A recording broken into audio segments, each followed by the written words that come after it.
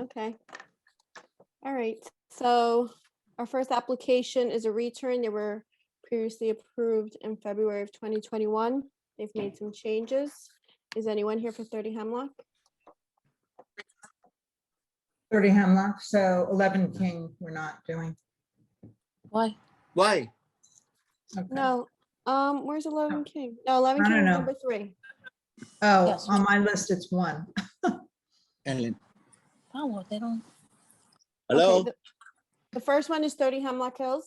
Is anyone here for that?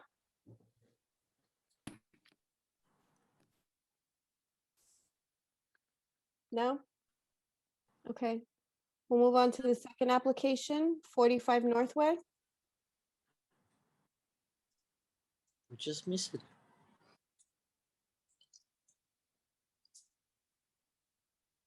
Is anyone here for the first 2 applications, 30 Hemlock or 45 Northway? Okay. So I guess we can go on to the third, which is Bill Spade for 11 King Street. I'm here. Hi, Bill. I'm here as well. Hi, Bill. Hi, Bill. Hi, how We you here as doing? well. I'm sorry, who else is speaking?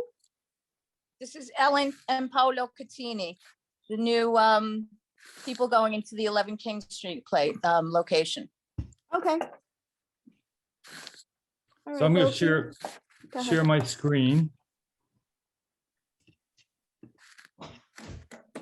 And you should see an area plan, aerial. So good evening, everyone. We are proposing to do a storefront alteration to the 11 King Street restaurant property. Paolo and Ellen are the new owners of the building as well as the restaurant, and are looking forward to opening their place by, I think, November or maybe early December. Hello, everyone. Looking forward to being a part of the community. And we hope to be open, like Bill says, the end of November, beginning of December. They have Which restaurant is this? Is this the Italian pizza place that would have 5? Yeah, it was previously Aesop's Fable. Right, okay.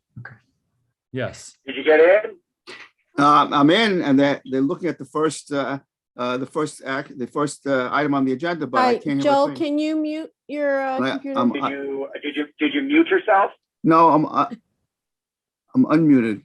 Well, Well, you There you go. Thank you. Go ahead, continue. Okay. but I can't hear anyone talking. that has nothing to do with it. Joel, Did you mute yourself? mute your, I'm muted now. Yes. no, you're not. Okay. Did you turn the volume up on your speaker? Yes, it's all the way to the highest. Joel, So what you need to do is Daisy, you can do it as over to the operator. microphone okay, icon hold where on, you how do mute I it. do that? There's a little arrow like a carrot. Yes. Click on that and see what it says when you click on it. Does anyone know how to mute the person? There's a whole bunch of things. It says microphone, select a speaker, test speaker, switch to phone audio. On the leave. bottom left of your screen, there's a Audio microphone. You can settings. just click it, sir. Try test. I don't think he can hear us, Daisy, Bob. if How you go can to I mute him? participants, Daisy, if you go to Test speaker. participants, Yeah, they'll pull up all the Mute- oh, test participants speaker. and just mute them. I can mute them, I think.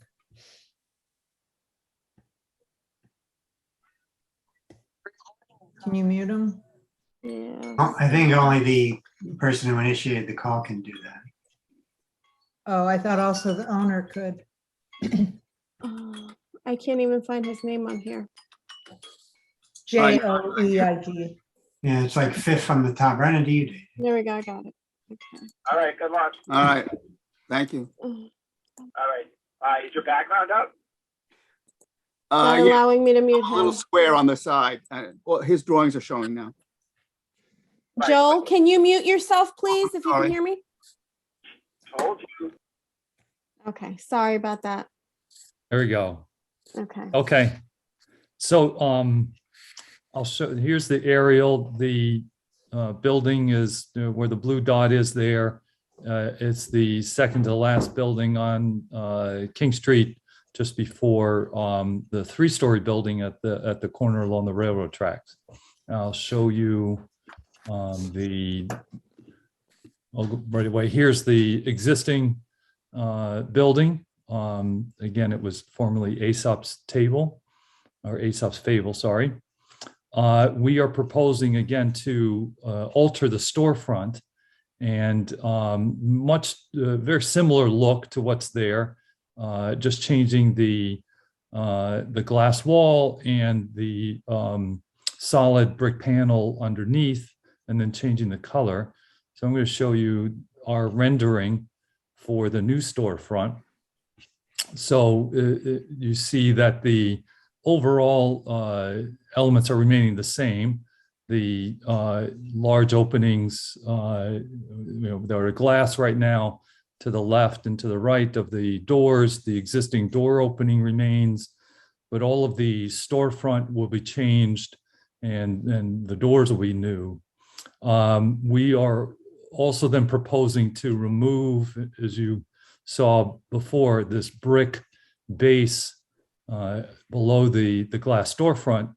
We're proposing to remove that so that the doors can be, and then install folding doors so that we can open up the space and connect to the sidewalk. I'll pop back to the elevation, or the plan actually would be the best thing. Here's our floor plan, just to make sure you understand what we're proposing to do, which is, again, to take away that low brick shelf and do full height folding doors so that we can open up cafe style the storefront. And that'll be here to the left of the existing doors that will replace. To the right of the existing door becomes still a solid glass panel.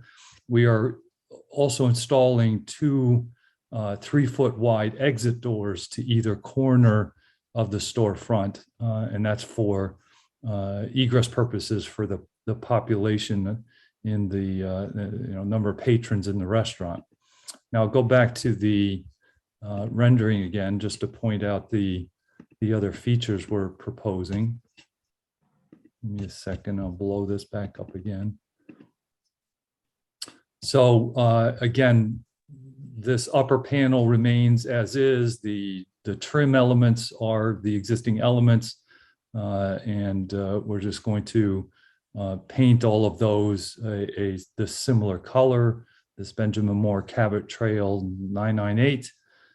You see the new signage for the name of the restaurant. It'll be raised letters. These 3 sconce lights are existing. Those will remain, and so we'll reuse those. And again, then in the main storefront, where these double doors are, that's where the existing doors are. We'll replace those doors. They are out-swinging doors, and the reason they're recessed is to account for not blocking the sidewalk with the outswing of the door. The right side panel here, again, becomes a 3-foot exit door, exit only, so there's no hardware on the outside. It's just push bar from the inside, and that would be an outswinging door, but again, only used for emergency exit purposes. To the left side of the doors, again, are 2 sections of 4-foot bifold doors that'll bifold inwards. So this center bar is the the midpoint of this folding door, which will fold in. This storefront element will remain and is the post to that hinges this door. This door folds to the other side. So we have 2 sets of those doors that'll open up to roughly 8-foot openings when they're open. At the left end here, again, is another 3-foot outswinging door, only to be used for emergency exit purposes. One thing we're doing in the storefront is installing this wood veneer panel in the bottom of the doors. That's to sort of maintain this base element that's consistent through the rest of the storefronts in downtown. I'll pop down and show you the adjacent buildings here. So this is a view, sorry, too far, a view of the corner building. And again, you see this sort of general element of the sill height for most of the storefront windows there. So our panel system in our proposed storefront sort of replicates that height. I want to show you also the other buildings there. Here's the building to the right. Our building is here on the left. And then the buildings across well, here's the whole block of those buildings. And again, we're in the center there. I'll point out one reason to do the color we're proposing is to kind of help the building stand out a bit, but we think it's still a complementary color to the sort of eclectic storefronts that are there. Then across the street, the Village Market, the Newcastle Cleaners, and the spa. And again, you notice that there's that base element through most of these storefronts. And so our panel in the proposed storefront is kind of picking up on that line. And I think that's the overall picture. So I'm going to go back to our rendering and see if there's anything else I wanted to point out here. The framing of the storefront is a black aluminum 2-inch wide frames, trying to get an elegant sort of slender contemporary look, obviously, to what we're proposing to do. That's it in terms of the presentation. Any questions? And what is the glass, dark glass? Is this rendering? No. Literally? Yeah, the rendering is just picking up that there's no lights on the inside. It's standard glass. It's not going to be tinted. Okay. And it looks like there's some vertical pieces. Is that on the inside or are those hand? Correct. That's on the inside. Yeah, that's the rendering picking up things on the inside. That's not part of the glass or the storefront. And the wood, is this real wood? What kind of wood is it going to be? Yeah, it's a wood veneer on a panel. And it'll be, Species of wood? I mean, sorry. do you know what kind of wood it is? Have you picked the wood? Didn't pick out a species, no. Okay, but it's not like a laminate. It'll be a real wood. It'll look like. Yes, right. So it would be treated, yes, the wood, so that it doesn't fade into gray later or something like that. Correct. It'll be You made. get snow up against it in the winter if it gets wet or something. Right. Bill, Yeah, how do you have the exit door on the right? When I look at the Aesop's photograph, there's some type of pipe. Yeah, that's getting relocated. Oh, okay. That vent pipe gets relocated. Good pickup. There's also a vent pipe over here just behind this planter that we also have to relocate. So, Okay. and by the way, You'll be happy to know that what's there in the base was not approved. That was supposed to be done differently, and it's a sore point with this board because they just didn't. yes, I recall that. So, Yeah. so you'll be happy to know that's going away. I am. I'll also point out there's this sidewalk access plates to an existing stair into the basement. That's being removed, and that'll become a concrete sidewalk, extension of the concrete sidewalk there. We're building an interior stair in the building. So the trim around the door / windows that's being removed also. At the corners, this trim is remaining. The corner, okay. At each end, and then this wall in between is actually getting narrower so that we can have just this thinner line, still a wall. They just sort of fattened the wall on the existing. They fattened the wall to create these sort of 3 separate sections. But we're going to narrow these 2 walls so that it's only one wall thickness as represented here. Sorry, is there a permit also out for this? I'm sorry, I may have been distracted and you may have said it, but for the signage? That's part of what we're proposing, this signage. Okay.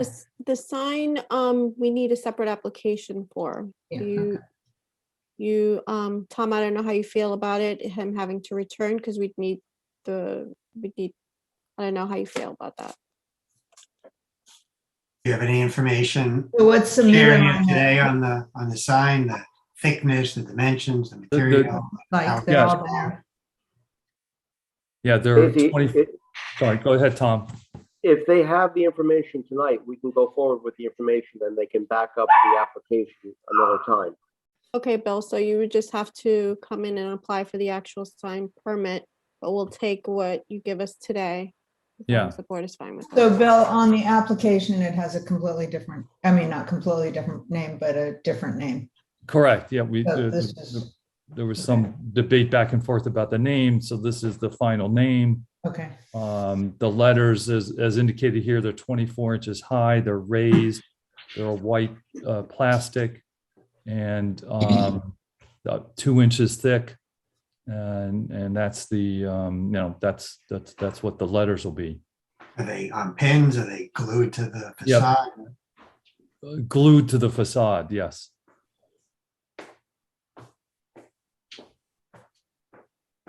do you have a frontal shot of the sign without the angle? There's on the elevation here, there's a representation of that. Okay, I think the because that looks a lot different than the angled. yeah, I think I think this letter, I think it's the numbers The really that are Font, yeah, the font is different, so. yeah. You doing outdoor dining? You allowed to do outdoor dining? The tables on the sidewalk with open doors? That's not anything we're proposing to do. The sidewalk's narrow already. It's only 8 feet wide total, so there is a plan at some point in the future to try to create outdoor dining on a patio in the rear. But at the moment, we're not proposing that. So in terms of the sign, you've got different fonts, so it's hard for us to. We would then approve what, is this the correct one? Or Correct. the one? Yes. I think the rendering software just couldn't quite pick up that same style, but this would be the correct style. And honestly, don't have what that exact style is, but it would match that.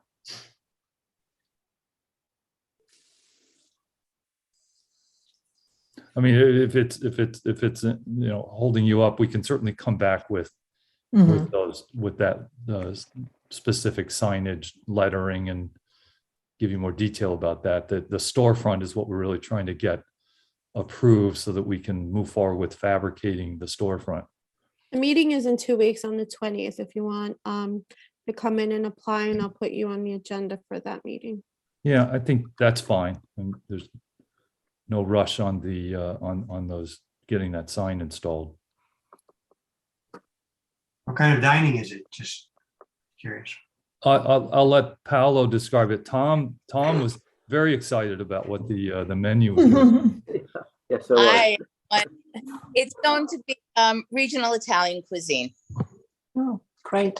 Paolo is from Italy, so it's authentic Italian, and we're very excited. We've been in the city for over 25 years in New York City, hence the name Basso 56. We're on 56th Street for over 15 years.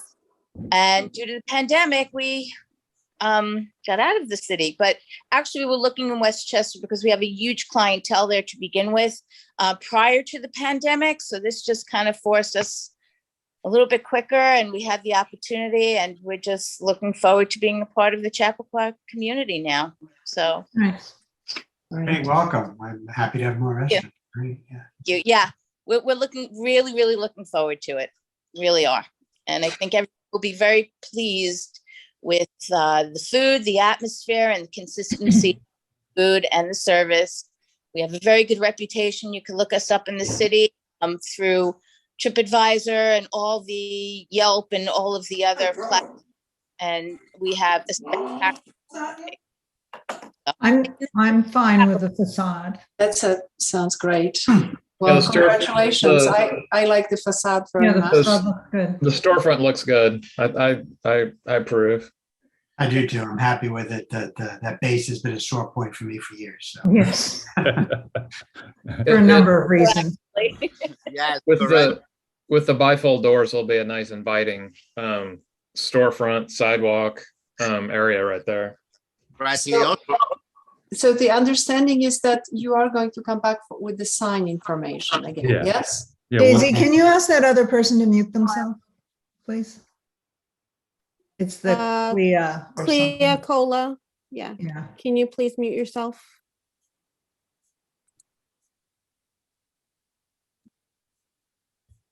So I think I heard approval, so. Yeah, you're approved. Yes. You're approved. Yes. We'll sign off.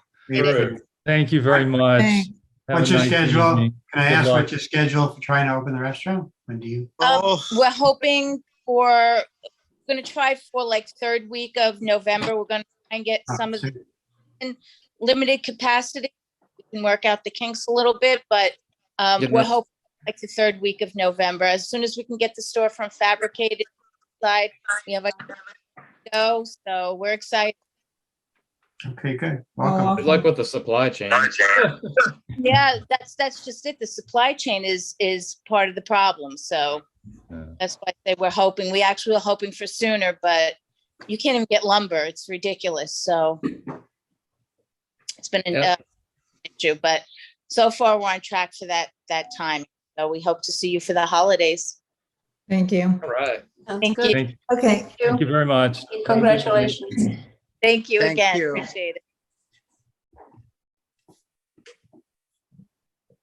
Okay.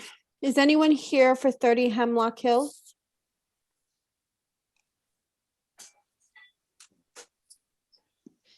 No. Clea Cola, can you please mute yourself? Is anyone here for 45 Northway? Yes, I'm here. I was late. Hi, John, how are you? Oh, good. Is anyone else attending? No, just me. Okay. Okay, go ahead. You can share. He's returning. He originally came on August the 18th to the meeting and the board asked to return with revised plans. It took me a little while to do that. Okay, so you can see my screen, right? Yes.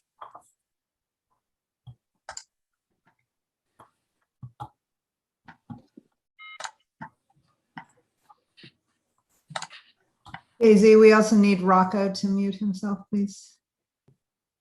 Thank you. So I'll show you what I did. Do you want to see the old one first or just see my new one? Probably just the new is easier because you probably like it. I'll put the old next to the new eventually. Yeah, I don't remember this. I don't know if I can, well, should I show the pictures first? Maybe that would be helpful, right? Sure, Sure. sure. Yes, Pictures of the yes. So house. the pictures, I think the photos help to remember the house. That would probably And then help. maybe you can put up the old elevation, remind us and the new people what you Okay. approached is different, and we can look at the new stuff. Okay, so this is the existing house that, as you can tell, needs work.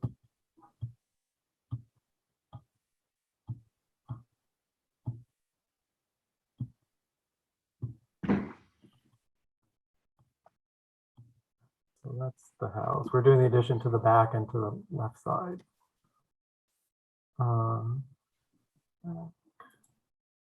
Okay. So the old drawings we did. Okay, so I probably should just make it bigger. Okay. All right, so I don't think you had too many issues with the front. The issue really was the back of the house.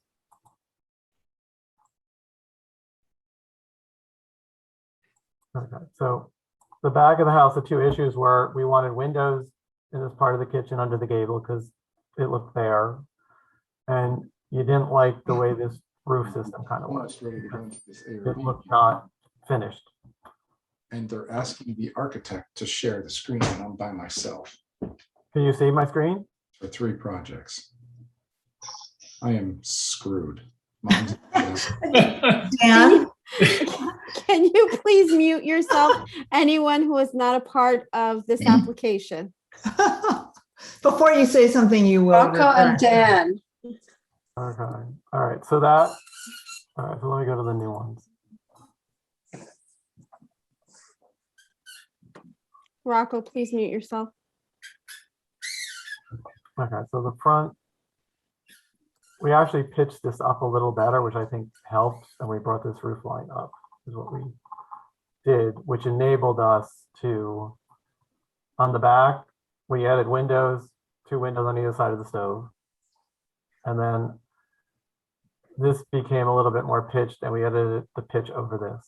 So it kind of baby backs itself. So I think the back makes more sense now because they're all peaks. Yeah, much better. Comments, the board? No, No. Like an improvement from the first iteration. No, it's definitely an improvement. right.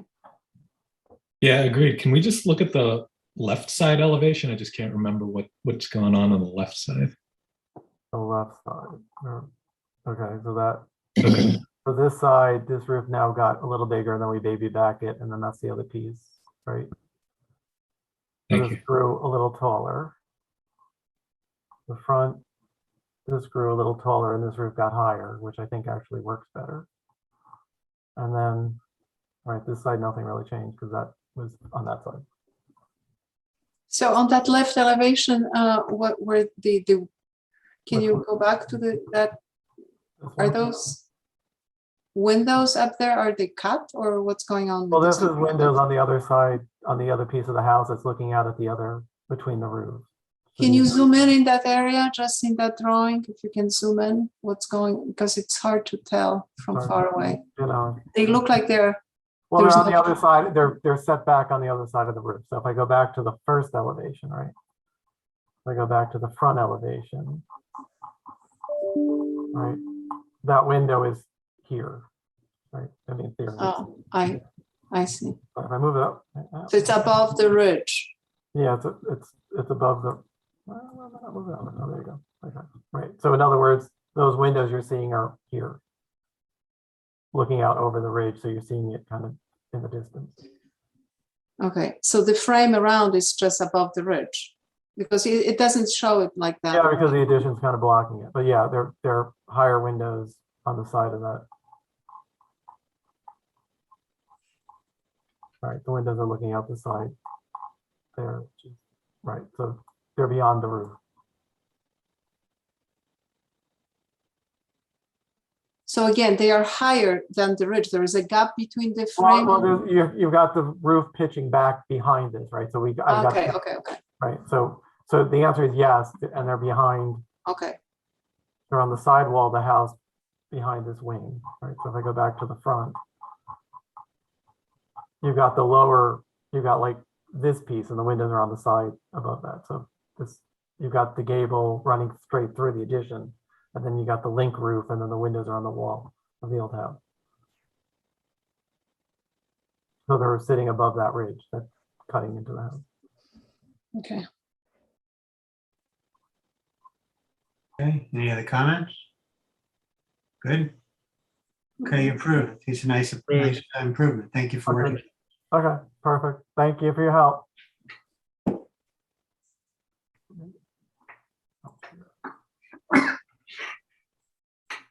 Okay. Just hold on 1 second, guys. I'm just on the phone with Carrie trying to figure some things out with the muting.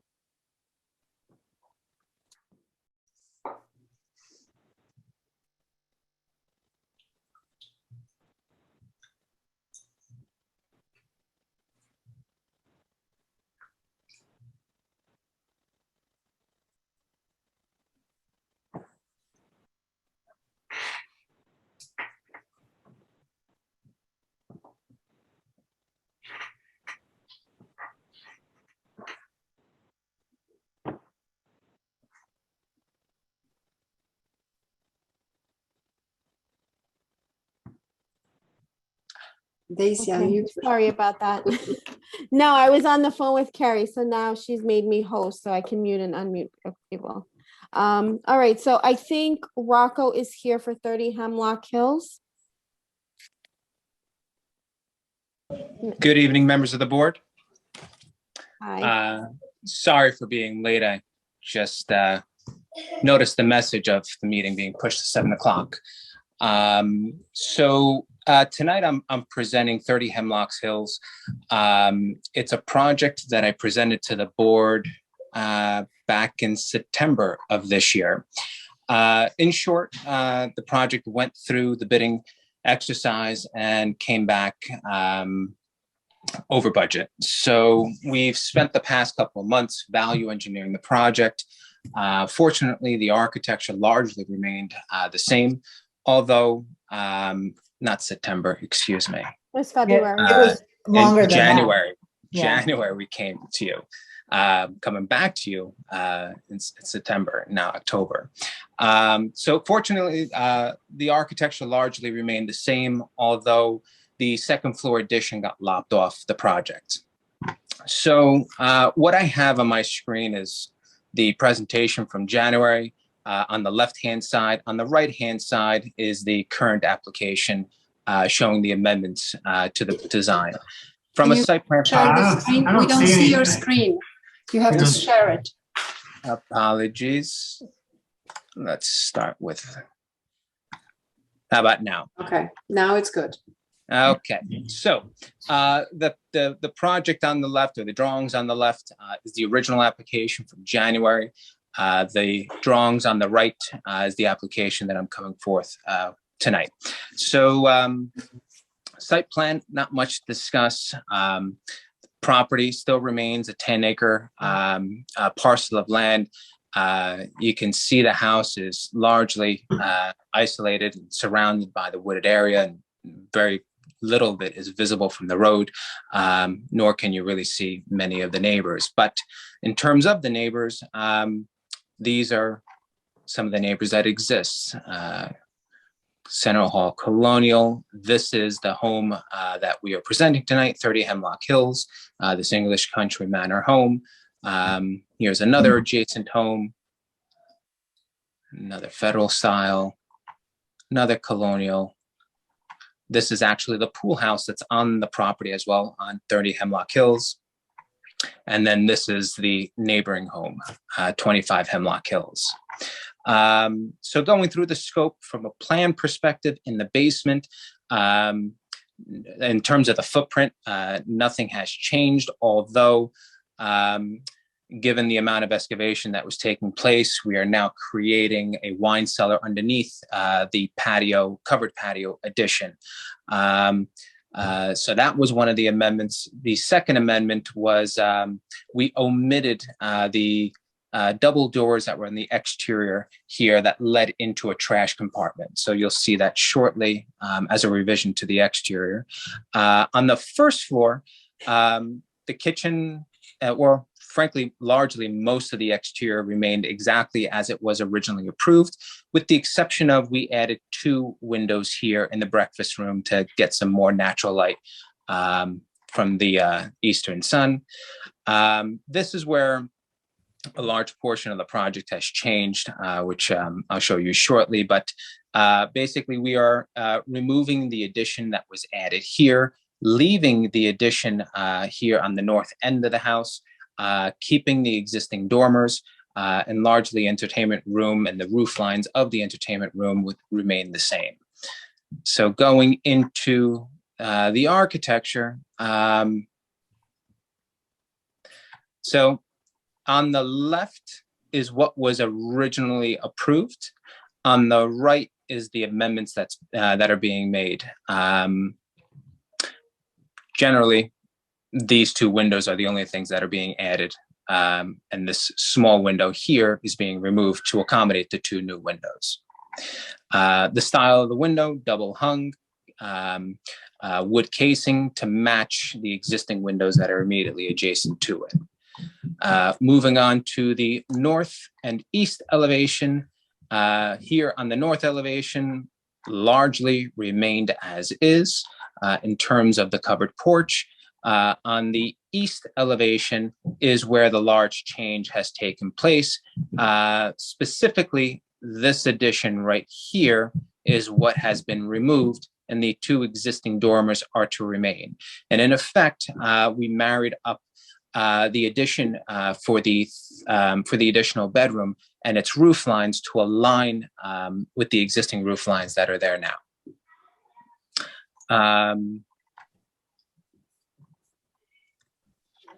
And that is it. You're deleting a garage door and it looks like. Oh, I'm sorry. on top of I it. apologize. Yes, so this is sorry. Yeah, this is the it was a pair of doors designed to reflect the design of the existing garage doors, but yet behind there was a trash compartment. What's behind those wide openings? Look like openings on top of that? What's up there? That's the covered porch beyond. But no rails? No, because the floor line of the patio is I down see. 3 feet Got from it. there. So the wall acts as the rail. Correct.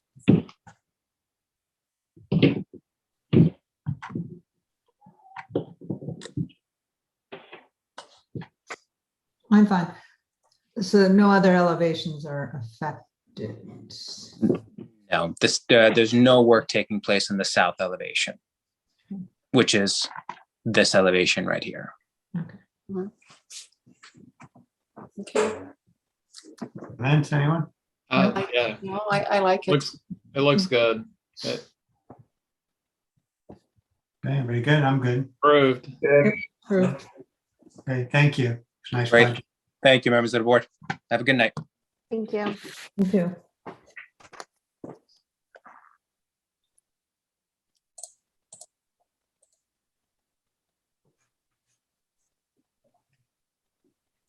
Okay. Next application is a sign for Sweet Green in Chappaqua Crossing. Hi, how are you guys? Good evening. Who's on? My name is Jorge Arrieta. I'm from CAT Signs. We are the sign contractor who's applying it for permit. Okay. Okay, you can share your screen. On it. We don't see it.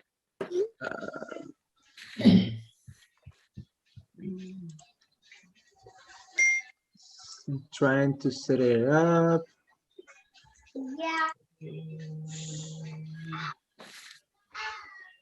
Give me a moment. Excuse me all, while the gentleman's bringing this up, this is up at Chappaqua Crossings, and there was a separate, detail for signage and awnings that was permitted up at the crossings. Jorge, if you want, I can share my screen. Yeah, I'm kind of trying to deal with this Zooms. Okay. Sharing a screen though. Did Sabrina, did anybody look to see if it checks the boxes in terms of the special requirements for the village? And we're just looking at the design, or because I don't think any of us here are going to be able to tell if it complies. I have not seen it as of yet. It went directly to A or B. So where is it on the, I'm trying to figure, I'm looking at the. You guys see my screen? Yes. Yeah. Okay. So Jorge, I'm going to go down, and if you can just tell me when to stop, and I will. Okay, thank you so much.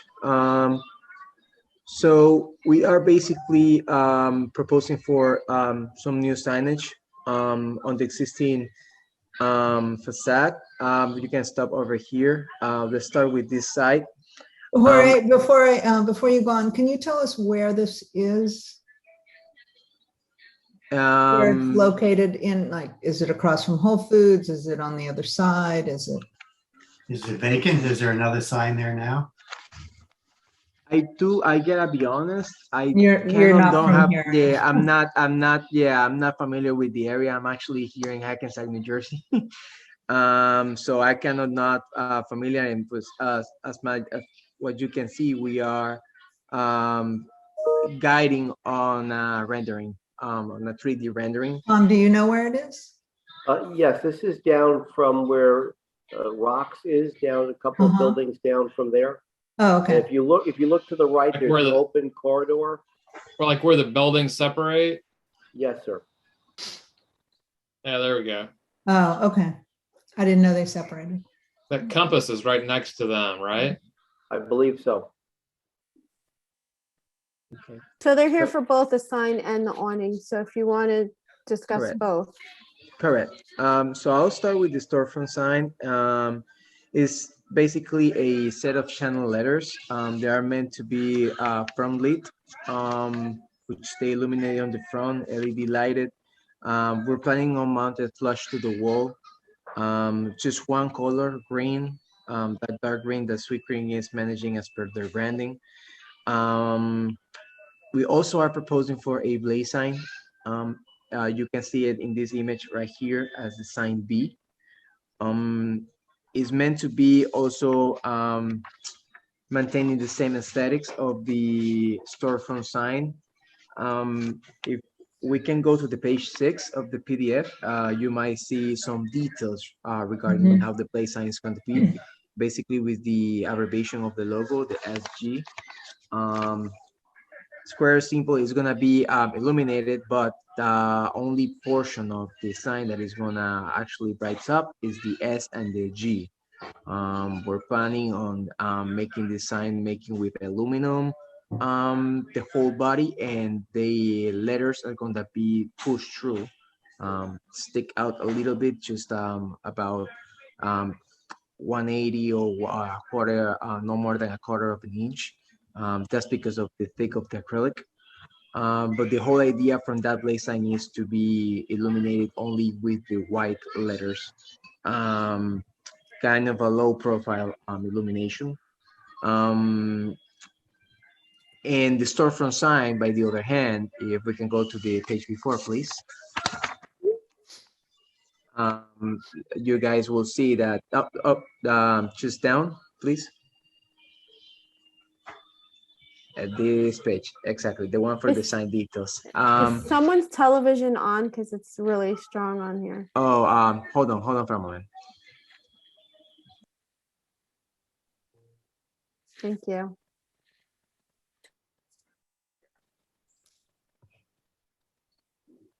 Hey, I'm sorry, guys. That's my son's. Right. So as I was saying, the storefront sign, by the other hand, as I mentioned before, is meant to be front lit, which means that the whole letters are gonna be lighting up in front. The letters itself are gonna be green. We're gonna have an aluminum return, which is gonna be 3 inches of depth. That's gonna be actually the depth of the letter. That aluminum return is to be green. The face is made up of the white acrylic with some green vinyl on top. So that sign, as when you see it at night, it's gonna light up green as well.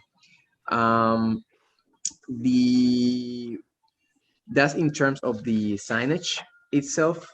Now, moving up to the awnings. The awnings, we're trying to do something, let's say, modern looking. The whole idea is to be doing some kind of a naked awnings, let's call it like that. And by that means is that we are proposing basically for the sides of the awning and the bottom part to be open. The only space that's going to have actually fabric, which is going to be a umbrella fabric to match the PMS 3305C.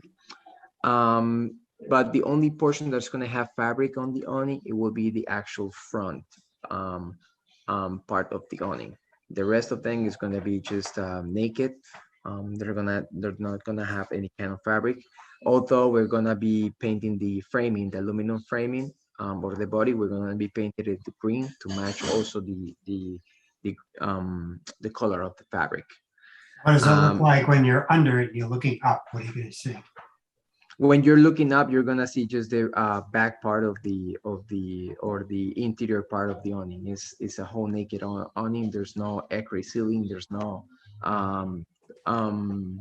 let's say, details on that. It's just the aluminum framing, and you're gonna have And your. there's no branding on the awnings? No, it's just plain green. Uh-huh. And the whole idea is to, well, two main reasons. First one is to kind of like get some shadow to the windows. And the second one is mainly for aesthetics reasons, just to, make some kind of a storefront that looks nice and looks sophisticated for the kind of store that they are proposing to do. Is the the window, fabric- is the window above the door not centered? I'm sorry, what was the question? The window above the door, is it not centered? The windows above the door, they should be centered.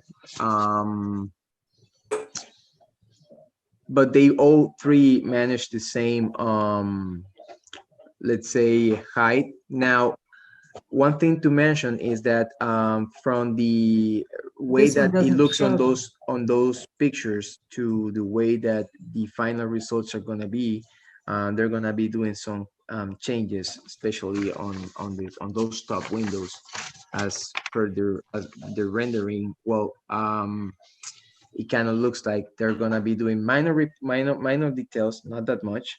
And if you can see, the whole idea is for the awnings to be placed just on top of those storefront windows. Like What are I'm they talking about the changing? transom. Are they changing? What are they I mean, it looks changing? like they're changing a lot.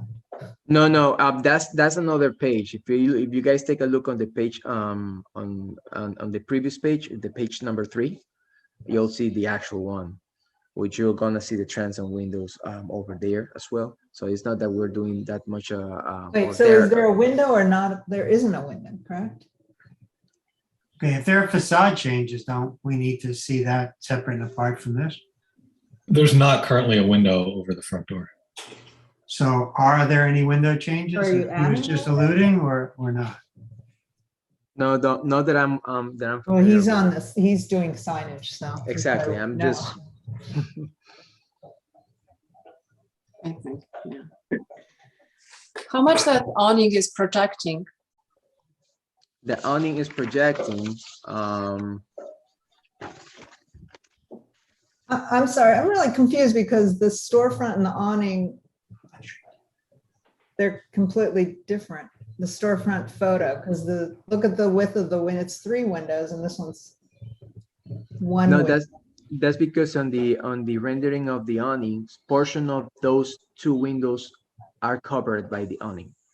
The idea is for us to install the awnings just on top of those 2 windows, so the actual awning will cover part of those windows. You might see it better in the actual page number 4. Oh, that's what I'm looking at. I think one's the front of the building, the other one is the back side. Correct. That's the difference. Correct. Page 4 is the back. Yeah. Oh yeah, I'm sorry. It's the page 3. Oh, I was okay, meaning got the it, page 3. sorry. I'm Got sorry it. for all the confusion, guys.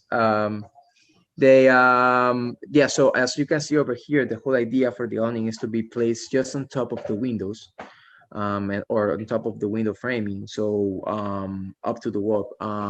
So the awning itself will be covering portion of the window. As you can see in the rendering, it might gonna be probably will take in about half of those top windows, covering it up, but the whole idea is to place it just on top of the windows. So it's what, like 3 feet, 2 feet? Do you know how the Yeah, projection? it's going to be around 3 to 4 feet of projection, from what I have understood. Is that dimensioned anywhere? And yeah, What's the height of the awning? Height of the awning Like not off is, the ground, but just the dimensional height of that. but the height of the awning, we got it over here as 23 and 1/8. Okay. Where does it say that?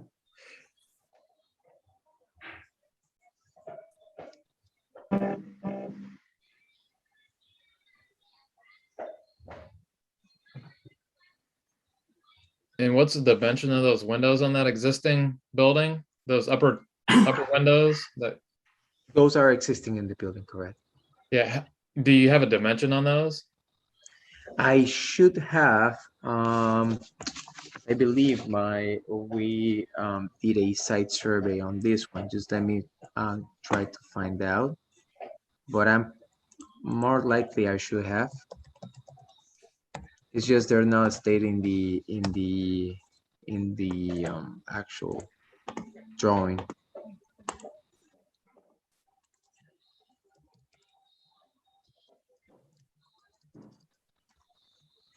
Moment.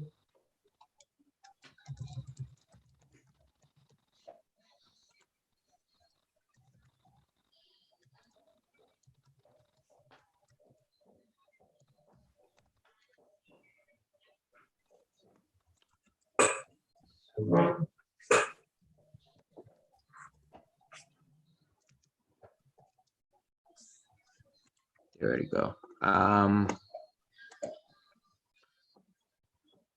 So those windows, they should have, or they have actually 33 and 1/8 of height.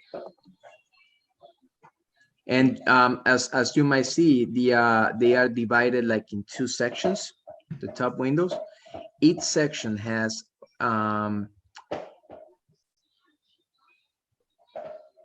let me check on the measurements.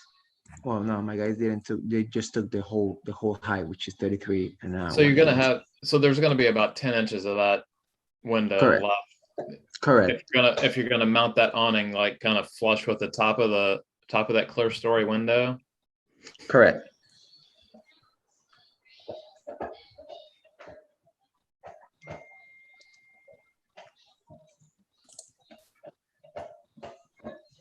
All right, comments. I have one big overriding comment, which is question. Were you ever given the standards package for the Chappaqua Crossing? Because Tom and Daisy, we could look at this, we can have conversations, we can give direction, we can approve or not. But at the end of the day, it's gotta fit within the standards of Chappaqua Crossing. And I don't know if it does or it doesn't in terms of color, fabric material. I do remember there were a number of standards, height line, everything. And somebody needs to check and make sure that it complies with all that before it gets installed. And I don't think any of us have the tools to do that. Yeah, the last time I looked at that was when we were doing the Whole Foods sign. That's been too long ago when we were. A lot of times the applicants get that from whoever they're renting from, because they usually do come, we've sent them to anyone that asks for them. They usually get it from whoever they're renting from. So I don't know, Tom? I don't believe they were given this by design because I see some flaws as we've been going through. So they may wind up coming back to the ARB for clarification. Okay. But whenever, whether it's tonight or next meeting, when the ARB signs off on the design, I want to be clear that we're not saying that it complies with the standards, and somebody, again, maybe Sabrina can pick somebody who's familiar with it needs to make sure that it complies with the standards, separate and apart from us being comfortable with colors and materials and graphics and other stuff. I have those standards, but not with me remotely, so I can check it in the office. Okay. So on the assumption that it did comply for the moment, and then I think we should give our comments based on assuming that. So does the group have comments? No, I'm fine with it. And I think it needs some more dimensions and stuff because it's just a graphic picture. I don't think there's enough dimensions for Tom to be able to say you did it right, you didn't do it right. I mean, I think we need to have some more dimensions on the documents. I'm fine with the way it looks, provided it's allowed. The side sign that sticks out, the blade sign. I don't recall a backlit signs allowed, internally lit signs. I don't know that they aren't. I think there was discussion about them at some point. I think most of the stuff, or if not all of it, is all exterior lit, right, with gooseneck and stuff like that. So I want to make sure it's allowed. You may be right, Bob. I think only wall-mounted signs are allowed, but I do need to reference the design document. And the framing that's under these awnings is it painted to match the color of the fabric? Correct, yes, it Yeah. is. Okay, does it say that somewhere? Yeah, I saw it somewhere. It is on the, on that section There. detail. Oh, frame to match. Okay, good. Okay, good. Okay, so those are my comments. I want dimensions and I'd like verification that it complies, and otherwise I'm okay with it. Anybody else?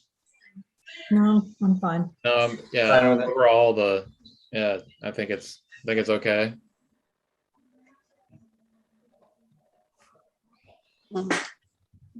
Okay. I just thought that there's one sign which is only letters and the other it's a box with letters, yes? Correct. Oh well, it's also good to mention that there's going to be a rear elevation as well that we're proposing, kind of the same scope of work. Just is going to be the rear sign, which is the same size and everything as the storefront. And there are two awnings on that elevation. That one you can refer to the page 4 of the document. And And the that one, SG is within a box, yes? oh yeah, the SG is a whole flag sign, is a whole cabinet that is going to have those little raised letters that And they do are we meant. see it in an elevation complex?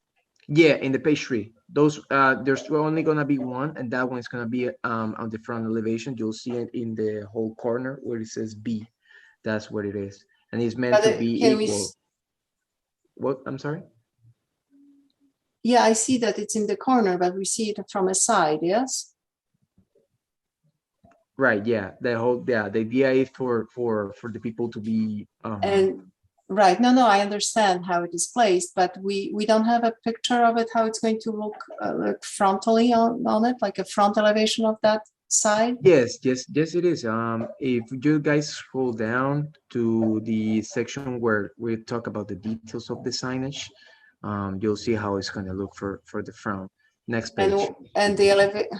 Yeah, I'm just saying in the context of an elevation. Oh, so we within know the how it is complex. placed. Right. Okay. Is it on the I right side understand. of the building, in the front, above the window? We don't have a placement for the sign. We just see a square with the SG, which corresponds to the other, but we don't know at all the context of it. Is the logo on both? Is the logo on both sides, or is it just one side? One side. The other side's blocked by the profile of the owner. Right. And it's also going to be blocked by the awning. To some degree. Okay, well, I mean, would from be helpful to see. From their rendering, it looks like you could probably see the back side of that blade sign. I mean, most blade signs, I think, when I walk around on sidewalks and different things, have the logo on both sides, but because there's people walking on, on both two directions. different directions. Right. No, yeah, no, I do agree. I do agree with you. I just think this is the way that my customer, Young Street Green, agreed to do it. And I believe one of the reasons why they did it like this is because the placement, the position where the blade sign is going to be located is probably going to be hidden a little bit by the awning that we're going to be putting on the side.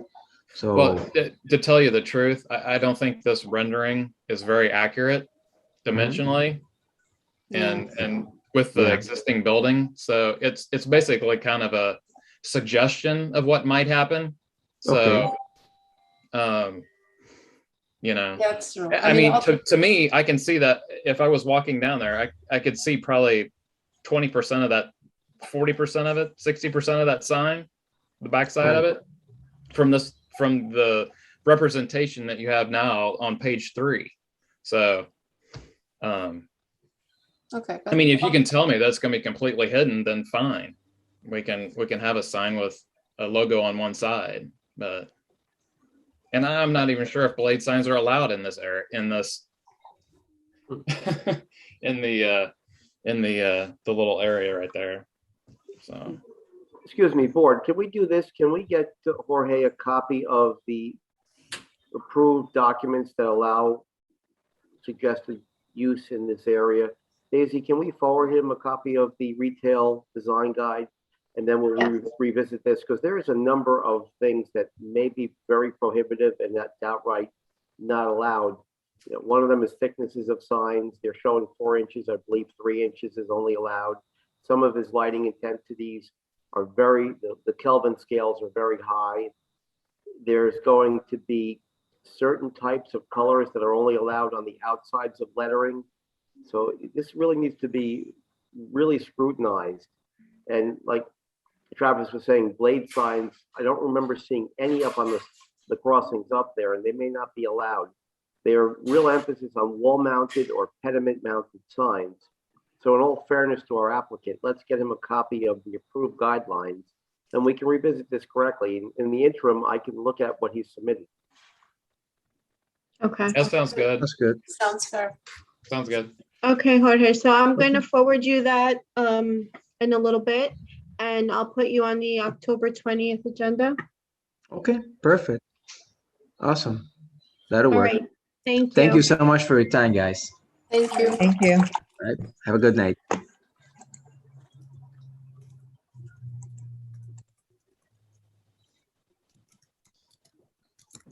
All right.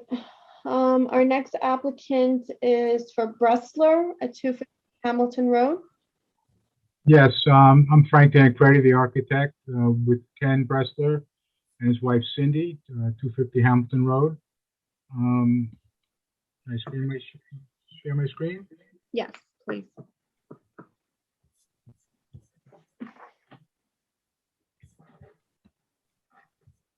Got it? Yes. Okay. And then you're going to help me with those photos, correct? Yeah, actually, I have them on mine. So do you want me to share my screen? You can share. Can we do it together? I don't know how to do that. I only know how to share my screen. Let me go through it and then we'll look at the photos. Okay. The property is about 1¼ acres, and it's heavily, planted. And the house had an addition put on in the back here, which went to your board, I think in the year 2000, somewhere around there. What we were planning to do is construct an addition, 1-story addition of a bathroom, full bathroom, small shower, on the side of the part of the house that's currently used as a study. And the purpose for the bathroom is, to have access, for the pool. Should people need to use the bathroom, they don't have to come through the house, because, the bathrooms in the house are, in the middle of the house. Basically, here's a plan just showing this little bathroom. It's only about 7 feet by 8 feet, it's 52 square feet. We would access from the study and, from the pool area. This would be a French door to match French doors that are, I'm not shown in the plan. You'll see them in the elevation. To match that architecture style. It would have obscured glass so you couldn't see in. The stucco for this addition would match the existing stucco of the house. The roof, however, would be a hip roof, but we're proposing to do it in copper, which would be, shiny copper at first, but, over time and not much time, it would dull, get a patina, be, brown for a while and match, be, consistent with the roofing of the house. On the existing side of this study is a stained glass window, and we're proposing to take it out and reinsert it on this new wall, which faces the front. We'll go through the photographs. Daisy will take you through the photographs. I apologize for not having them on this flash drive. Okay, can you stop sharing? I can stop. Yeah. How can I do that? Stop sharing. I just want to see these one last thing. This is everything you need to see. Okay.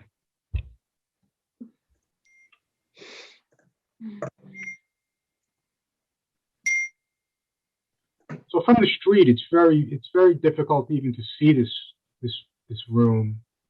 The study, which has a higher roof, but even when we do this little bathroom, it's going to be virtually, hidden. A lot of shrubs and whatnot.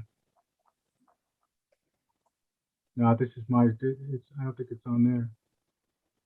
I'm scrolling down.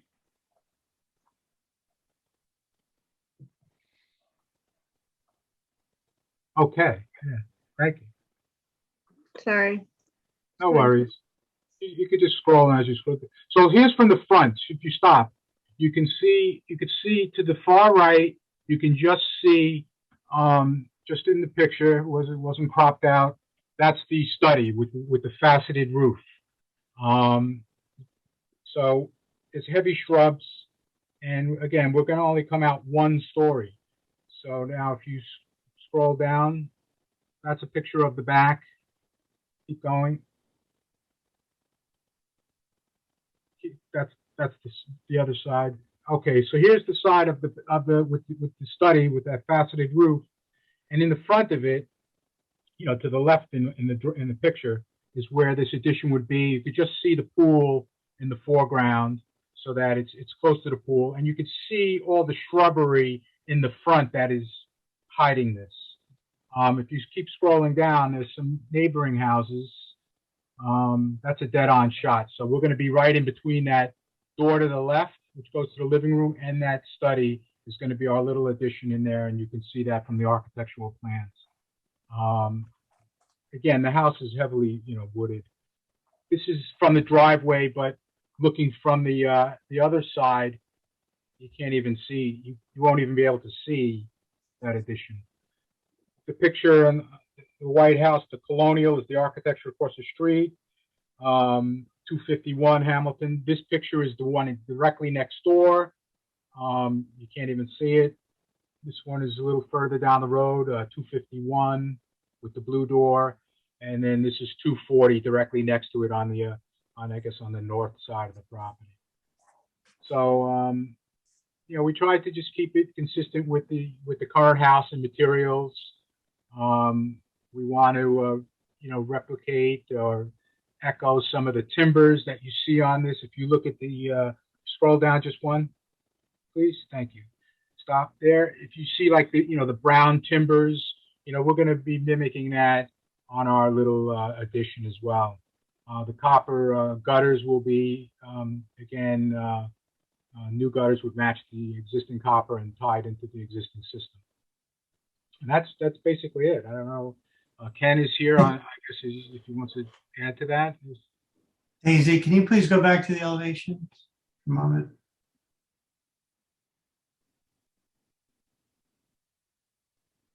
It's frozen. Hold on.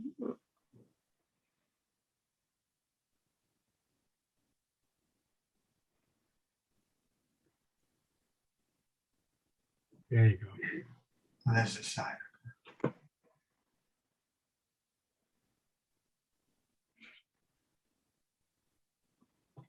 So you have a partial front and you have a full, full side, but you Appreciate have. Appreciate comments from the board? Is it a brown asphalt shingle roof on the existing? Is that what the picture show? It's brownish, yes. It's asphalt? Yes. Yes. What was the intention of doing the standing seam roof on that addition? Just to set it apart and still give the identity to the, to the faceted roof. Again, the copper is going to darken with time and blend in. We also felt that the current roof still has some life on it, but today it's, the shingles wouldn't match exactly, so we went to not match it at all. We went the other way. Deliberate. I think it looks good. I think so I too. don't have a problem with the roof, with the, different roof. I'm looking at the photograph and I think it'll be a nice little addition. And you also changing the existing door as a front door, yes? Is that what it is? No, there's a window the interior door from the study to the bathroom, there is a window there. It's a stained glass window. And we're just- That I got, but you on that elevation where we, yes, here, right there. Yeah. The southwest.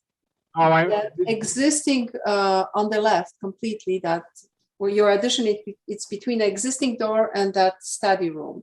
The Yeah. existing door on the left, on the photos, don't have any grills, anything. So you so can't you're see them. changing There's that. a screen in front. He has like a So that screen. you're not touching that. It's big. Yes. No, we're not touching that. Actually, we're just gonna. We're even mimicking the doors. They're wooden doors, and we're putting a wooden French door in. Okay. So yeah, and then the back doors, I just didn't show the grills, but they match. They got 15 lights as well. All right. Yeah, they just on the pictures, it didn't have any. It didn't. It's dulled out because there's no reflection on that window door. He has like a screen that he puts in front of it. Right. But I also like it, so I don't have any other comments. Okay, you're approved. Thank you. Okay, thank you very much. Thank you. I'm just excited. We have 2 new restaurants coming. Two. Yeah. What's the second one? Sweet Greens. Oh, you call that a restaurant? Okay. Like maybe I'll get Sophie up from the city to come and visit because we have. Don't count on that, Ken. All right. Thank you. Good Thank night, you. everybody. Thanks. Have a good night. Okay. Our next application is 306 Millwood Road. Hi. Hi. Are you the homeowner? Yes. Okay. Is And the today. architect also on, Dan? Yes. Hi, Dan. Hello. Are you able to share your screen? Sure. Yeah.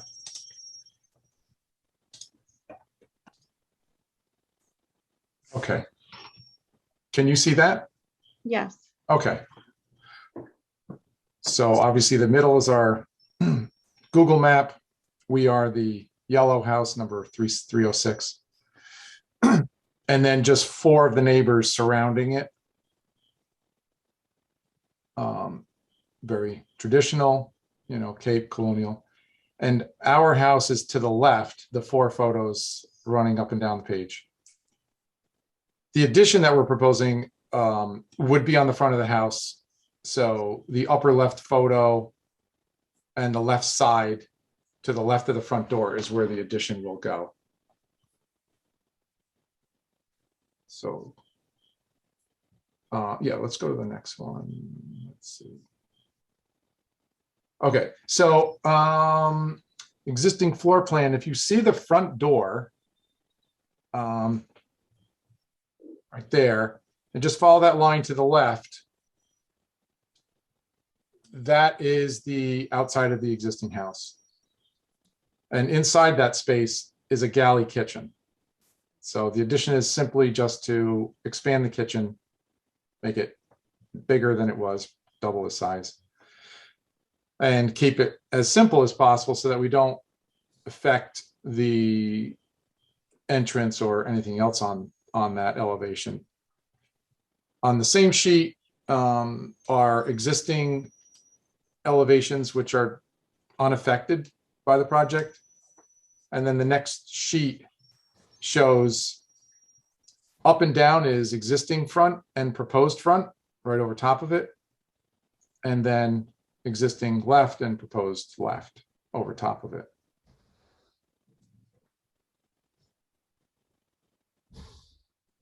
You can see to the left of the existing, there's a single window that leads to a dining room. We're going to add French doors there. There's an existing deck. So that will give us access to the deck because we're closing a little door that comes from the existing kitchen that's shown on the left elevation near that white blank door. What's the crossroad on this? So it's 133 and. We're right by West Orchard Road. Oh, okay. Is there a right elevation that you have? Is there anything to see on that?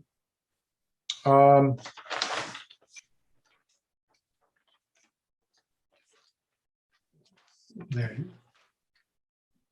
The right elevation. Well, you're seeing the side of the kitchen sticking out, right? Oh, yeah, you can just see the. Well, you don't have a new one. The gable with the window, no. All right, did you draw a new right elevation? We do not have that. It's the left side mimicked, only shorter, because the porch and the house obviously are blocking it. So it's, you'll see about 4 feet of it. And since the bump out is symmetrical, it would be the same as the left. Yeah. The window with the panel. Why did you opt for the raised panels under the windows? Well, because the style of this addition is somewhat different, because it fills the space with glass, and the panels will accentuate that.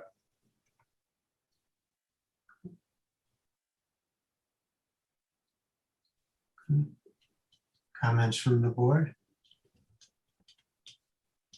So I guess the skylight goes away in that Yes.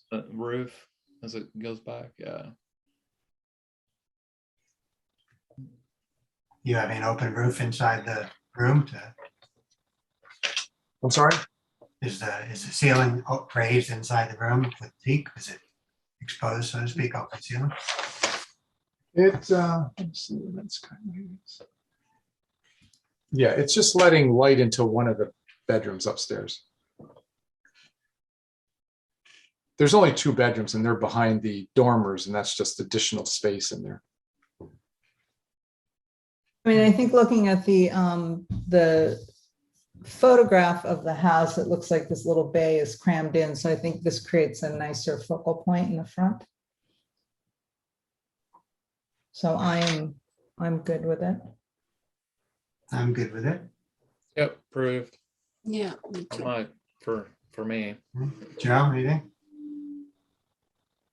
Yeah, I like it. I think it's an improvement. Looks like it should have been there from the beginning. Okay, you're approved. Thank you. Okay, thanks. Thank you. Nice. And you've got 2 additional applications. Right, so. Next one is 32 Gray Rock Lane. Oh, 32 Gray Rock, okay. And I see Adam and Lisa are also on.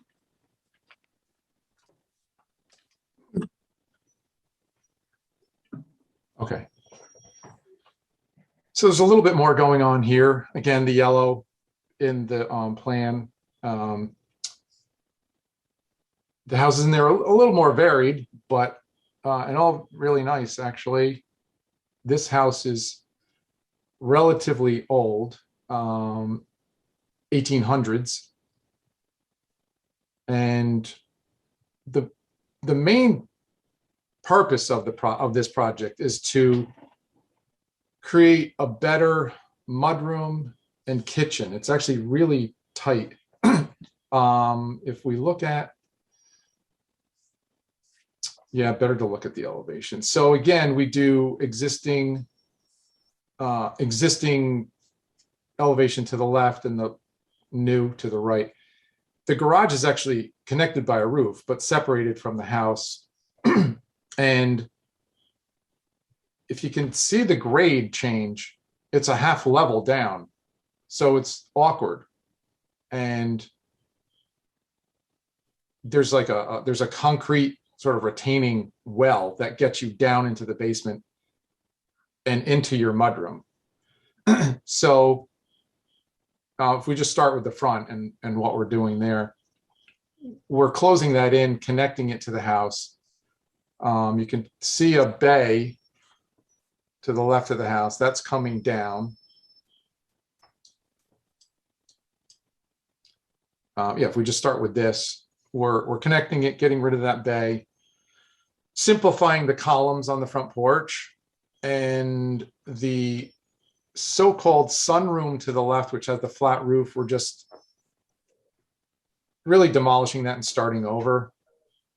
for a few reasons, and I'll show you that when we go to the side. It's basically the Dan, same. excuse me, this is Tom. Yes, Is this a historic house? it is. Have you gone to the landmark committee first? We haven't. Yeah, we need to send you to the landmark committee first before you come to us. This has to be presented to them first to see if they will approve what you're designing. Lisa, are you available? Hi, Tom, Who is the Lisa landlord? Tucker. Good to Who's see the you. land- Thank you. Hi, Lisa. Thank you for your time. I actually, obviously, I think the committee probably is very well aware. This is Gray and Marion Williams' old home that we purchased from them. I actually saw Gray on my way out of the building after I submitted the application, and he said he would receive copies of this. Just that was the process. So we were not aware of any other particular application that needed to be completed.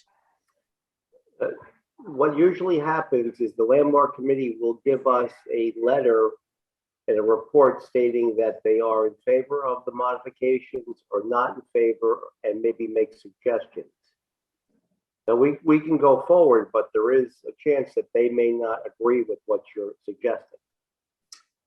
Okay, understood. So we can proceed without their But we review probably at this should, point? you know, based on last meeting conversation with Gray, I think we really should get their feedback before we opine. Yes.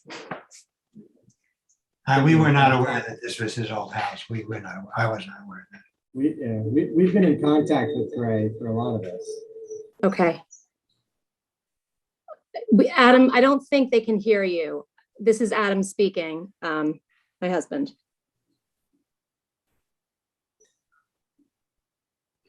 Adam, can you speak up? Okay, I think we're just surprised to hear this because we have been in touch with Gray for over the years about this project. So I'm surprised to hear there's a different application process. Is do I Gray the contact? right? Is Gray the right person here? Ray Williams. Ray's the right person. Yes. All right. And so you guys don't traditionally send this to him. We give this to him. It just flows from them to us. They don't want, you know, we don't want to be approving something that hasn't been reviewed by landmarks for historic counts. Again, but just this so that we understand this application. So we, I guess, Tom, we gave this to you, but we give this to Gray. Is there a separate or different application or the same process? It's Daisy, do you want to jump in here? Because we generally just defer this to the landmark committee. And they Yes, give us a if report. it's, there haven't been too many, but from what we have had, if the owner knows that it's a historical house, they need to contact Gray first. And Gray, I don't know if there's a separate application. It doesn't come, the application's not through the building department. I don't know if he has one, but he would send us a letter stating that that they approve, and then you would then apply. But usually we don't reach out to Gray, it would be the homeowner. So Adam, maybe Dan can continue with his other home, and I can pick up the phone right now and call Gray to see if he would like to join and if he's reviewed this, because he gave me the impression that he would automatically be receiving these plans when I told him I dropped them off for you, Tom. Great suggestion. Okay, great. Thank you so much. Thank you, guys.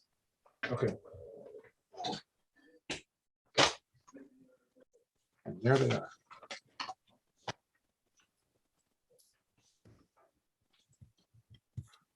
Okay. 30 shaded.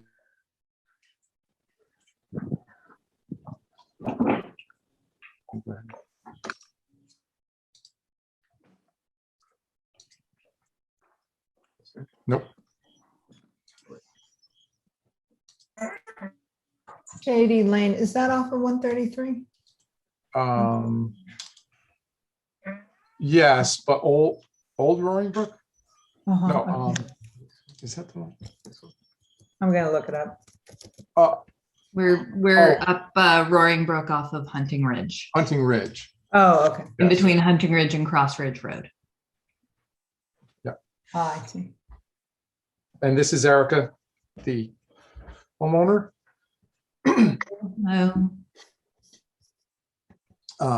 You know, the houses here are very similar. It's very sloping, so there's a lot of split levels. This house is particularly challenging. Again, the 4 photos to the left, up and down, because of the grade. And in the upper left picture, you can see the entry stair is painted masonry leading to a door to the left. So that's something we wanted to improve.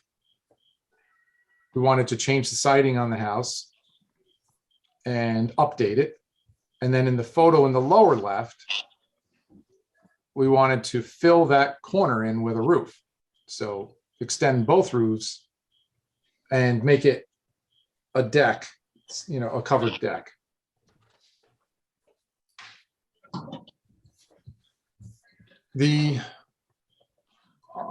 Okay, starting from the front, the top right photo or drawing is the existing and the next one down is the new.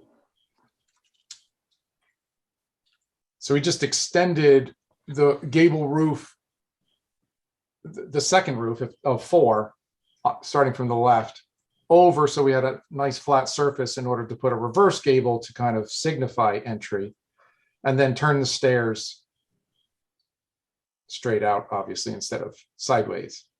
The door is still remaining on the left side, so we just paneled the landing, again, to signify entry. All the siding is removed for horizontal cement board siding, and the gables are treated with a similar panel. The left gable is a second level over a garage, and it has a cantilever of about 2 feet. So we're leaving the brick in that area, but again, putting panels in and brackets to simulate that we're actually holding up the cantilever. And then if you go to the left of that, the garage side elevation, you can see a new hood roof to protect the garage doors, and the panels turn the corner and the brackets turn the corner. And then the new deck to the left of that, and the new roof. So the column to the far left is supporting the new roof. And that staircase brings you back down to the driveway. We're also installing another garage door into what is an existing basement. If you look at the drawing of existing garage elevation, there's just a door there, and you step up and over a concrete curb and into an above ground basement. So let's see, scroll down. That left overhead door at grade Yes. looks like it's up higher. Well, it is, because the floor of the garage is higher. Is Oh, there's sloping away? Is that Yeah, yes, there's a stone retaining wall to the right of it. And then the slope of that little driveway is coming out towards the view to meet the existing driveway. what's the material on around that door? It looks different than the siding. It's concrete now. So it would only be, parged.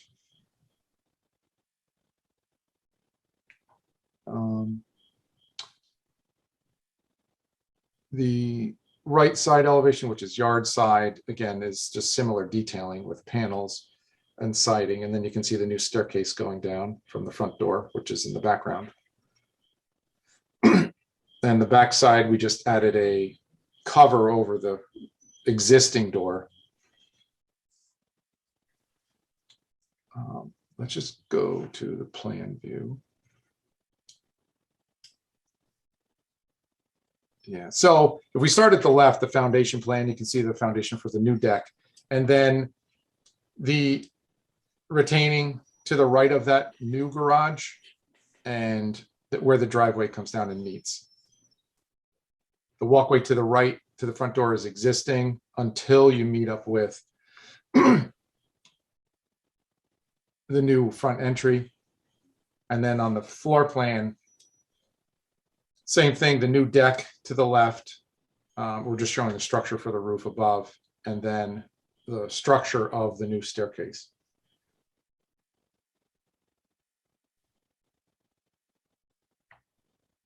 Internally, there's really no changes. It's really just an exterior facelift, if you will.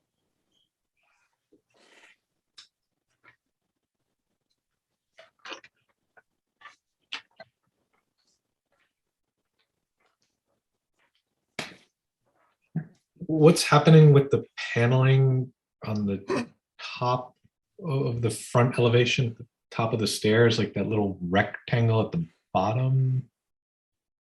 What's that? Oh, I see. You've got a bench shown there. Right. Yeah, that landing is currently about 3 feet by 4 feet. You really can't open the storm door to, maneuver. This landing is 8 foot by 8 foot, just to, give you a place to pause and get out of the cover. But I mean, it's really an exercise in sort of decorating a bare wall, since the door, which would typically be there, isn't there.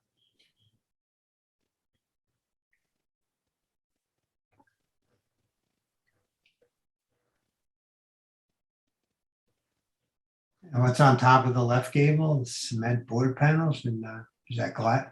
It would just read as recessed at the panel. top. No, up at the top in the triangle in the pediment. In the top left pediment.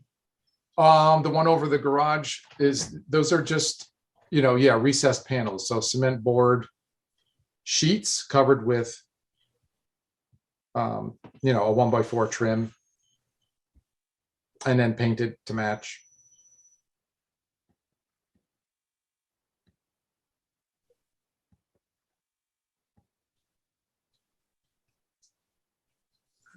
Comments on the board? Does anyone think it's a little busy with the brick, the siding, the panels, a lot of different materials?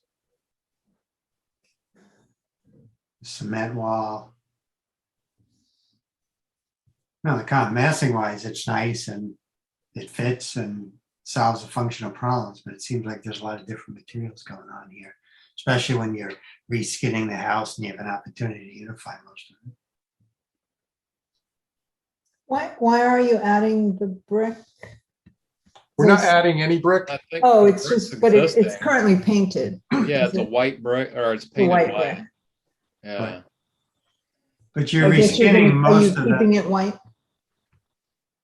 Yeah, I mean, it's currently about 5 different materials. So you can see V-groove in the gable. There's vertical board. There's white brick. There's cedar shingles. There's concrete at the stoop. There's red brick. So we've reduced it down to 3, but we certainly wouldn't trade the panels for more horizontal siding. I think it's fine. I think you're pretty much reskinning the house though, right? You are pretty much reskinning most of the house. Yeah, the whole house. Yeah, we're stripping it. I mean, I just see that as a chance to unify. To me, it seems like a lot of different materials, and on the old house, it's probably been cut and pasted over years with expansions. Just my thoughts.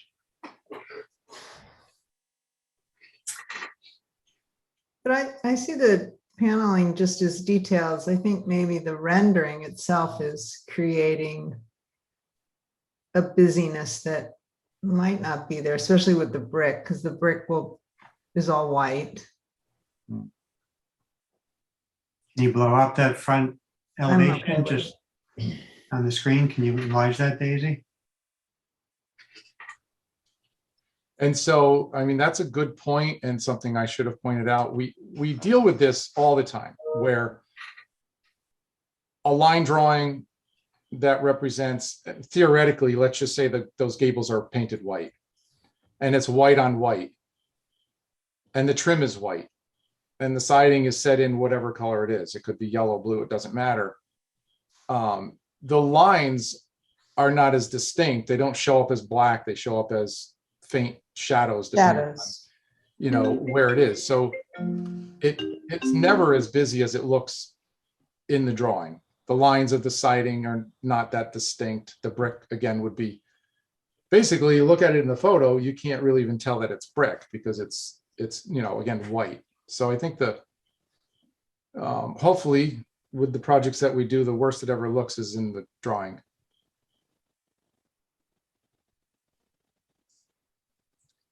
We just saw it as what the issue with this house is. There's areas of it that are just too tall and too far exposed. So if you look at the windows to the left of the front door and the little window below it, and you take out those panels, you have a lot of siding exposed, and it's just not proper. And the same thing happens with the overhang under or above the brick. Currently, that's vertical V-groove. And the same thing happens on the left side with over the garage doors. There's a vast area of just siding that's, you know, without the hood, it's blank. Can we look at that elevation on the garage side and just zoom in a little bit? So what is that? New metal syndrome. Okay. Right. Actually, if you just scroll down a little more, go the other way, sorry. And look at the existing, and you'll see what I mean. Look at the existing elevation. You know, two little windows up top and a really shallow garage door. The door is 7 feet. We really can't raise the door, but we're using the panels to help give it better proportion and fill the space. That's, you know, the house is what it is, but it's not terribly well. On the existing elevation, it looks like it's on the same plane, the garage door. And here it looks like there's a roof. Yeah. So it's recessed. Yes. I mean, it's. The roof projects out 3 feet. The sound of the deck, is that like some sort of trellis material? Right. Yes.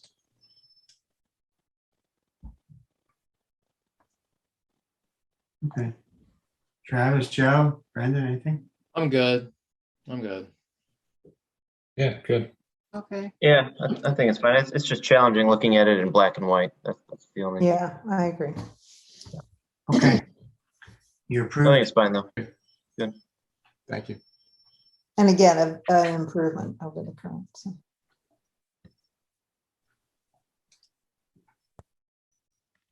Thank you. Okay. By any chance, Lisa, did you have any luck with Gray? I did reach Gray.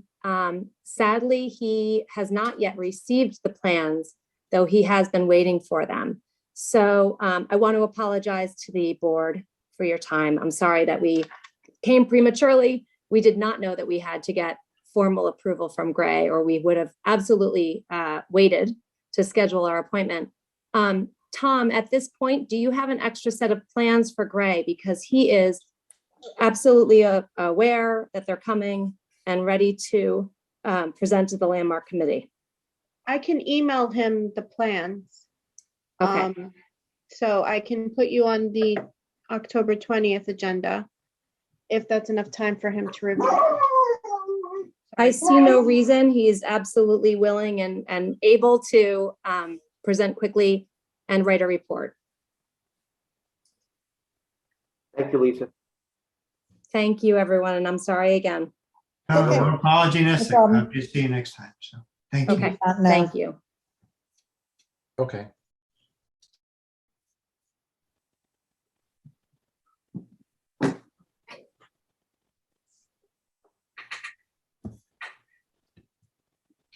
Hi, Mary. Hi, Daisy.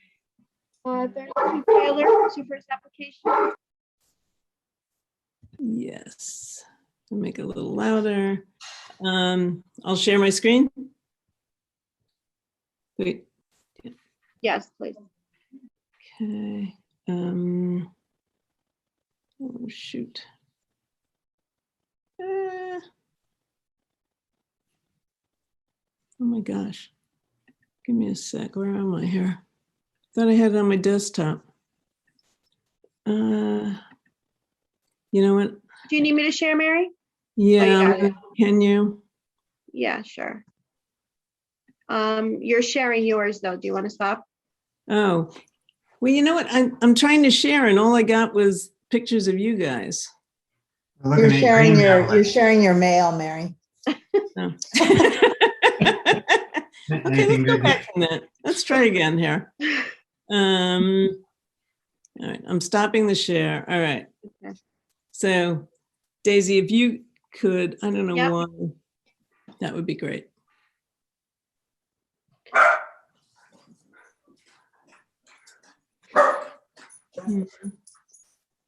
On the.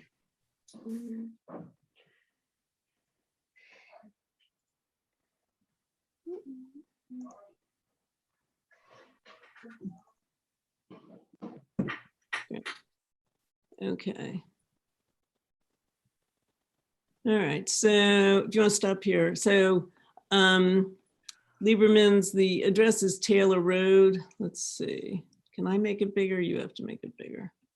I guess Daisy has to. Okay, Daisy, I'm sorry. Can you raise the percentage, Daisy, make it bigger, the plus sign?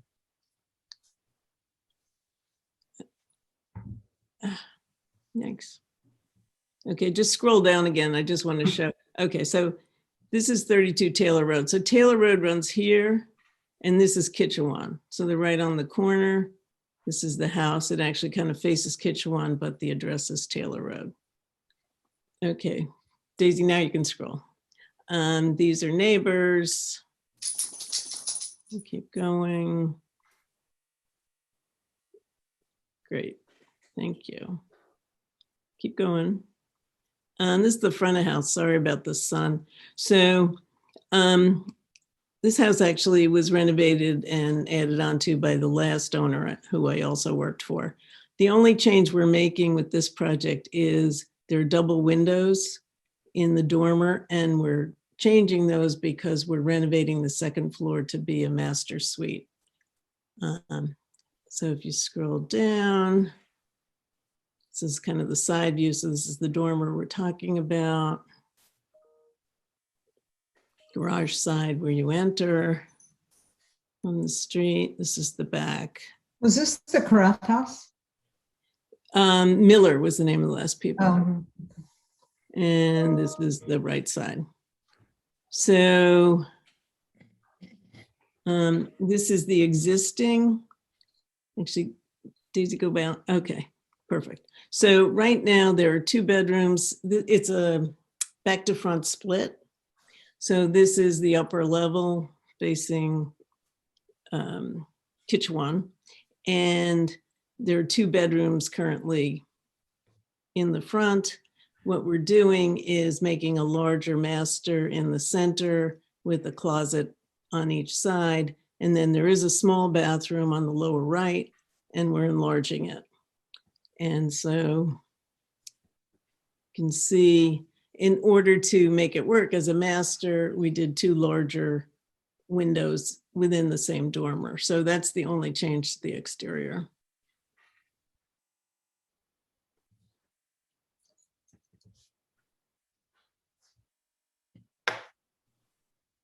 Okay.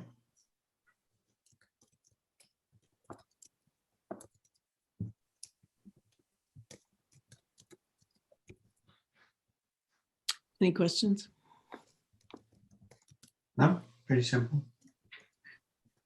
It's good. Okay, approved. Anybody have comments? No. Okay. I'm good. Okay. Okay, so your next application is 4 Perry Circle. Right. Do you want me to share it? Let me try this again. Why can't I get to my desktop? No. Am I sharing my mail again? Yes. Damn. Yeah. I don't know what. All right. All right, Daisy, sorry. No, that's okay.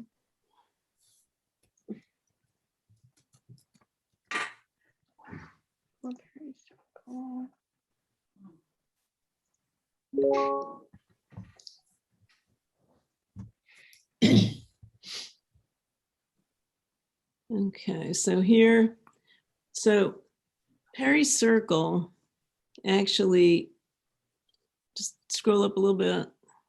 Yeah. Okay, the Greeley statue is to the right. And so Sawmill Road comes around, Hamilton goes up, and then there's this little piece called Perry Circle. The house was actually built in the teens before the Greeley statue was even there, and before the sawmill was there. So we can scroll down a little bit. So these are neighbors on Perry Circle. And this is directly across the street, very similar house to this one. So this is the front of the house, which actually faces Sawmill Road, but you typically only come in the back from Perry Circle. So this is kind of the traditional front of the house, but nobody uses it as the front. So here you can see the front, and on the left side of this picture, there's two one-story pieces to this house. One is a room that we're going to use as an office, and one is a family room. So on the left is the one, and okay, now we're on the back. So this is where you pull in from Perry Circle. This is the entrance everyone uses. And you can see there's an addition on the right and the left that are both, they're actually not additions. They're original porches. But the project is building 2 second-story additions over these one-story pieces. So this is the one we just looked at. When you're standing in the back, it's on the right. And then this is the other one, which goes out onto a deck. And the deck is kind of cloistered on Perry Circle. And so this is that view. So from the front, it's the right. And actually, Daisy, if you can, yes, perfect. Okay, so you can see on the right and the left are the 2 one-story additions, and below the one, we are opening up the kitchen and kind of cleaning it up and changing windows and doors for a family room. The one on the left side is going to be an office, and they both are structured so that we can do the second-story additions over them. Here's the existing second floor. So there is the existing master bedroom and bath. So we're enlarging the bath and adding a closet on the right.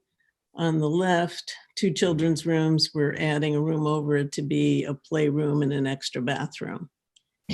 See down below, it's going to be a large walk-in closet, an extended. Okay, and from the front, moving right along. You know, Did I go too fast? You want me to go back up? I guess go back one sec. Just, I don't know that matters. So it's just, you know, kind of clarifying. The existing bathroom gets extended to the right so we can have a tub, big walk-in closet, and on the left, this playroom and a bathroom for the kids. Okay, now, thanks, Daisy. And from the front, so the 2 second floor additions will have matching roofing. We're doing the same detail with the gable overhang, which will give that Dutch gambrel roof look. We're changing the windows. Right now, one of those sunrooms has kind of bad slider windows. So everything is being done to kind of bring it back to look more like the original house. You can see from the side down below, we're doing 6/1, 4/1, 8/1, but windows that kind of blend with the house and doing the half round in the gable. This is the section. And then if we go to the next one, this is the view from the rear entrance. So we're not changing, kind of the existing part of this, but the new pieces will have symmetrical windows and matching trim and roof. And then the side view down below is what goes onto that deck with a new door and windows.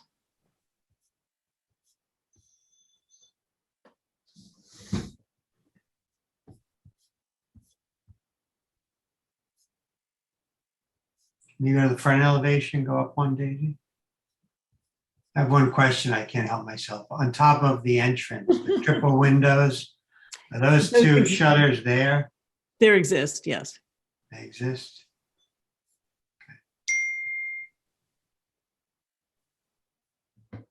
I like it. Otherwise, I think it's very nice. I wish those two shutters weren't there. They're not proportional and you don't have. I will mention to the owner, maybe they want to take them off. Right? I mean, they don't fit. I get it. Otherwise, it's beautiful. I would be disappointed if you didn't mention that, Bob. Well, I just want to compliment she has 3 windows and a walk-in closet. Yeah, I looked at the plan. I got nervous you were going to have blank walls. Well, then we have racks over them, but it looks good from the outside. Yeah, it looks great. Okay, everybody good? Very good. Yeah, good. Very nice. Okay, approved. Thanks, Mary. Thank you. Sorry, I couldn't get this going. Good night, Mary. Good night. Thanks, Daisy, for your help. Sure. Okay. Next application is 70 Cary Lane. Hi, my name is Ken Okamoto, the architect. I think we have the owners here. Adam Cohen's here. Yes. Hello. Okay, Do great. we have anyone else on?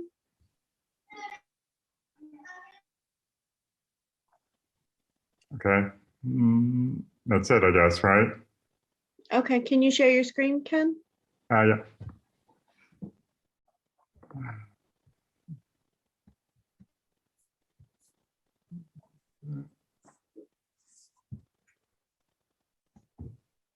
Okay, this is located on Cary Lane, which is here, and to the bottom it intersects with Roaring Brook.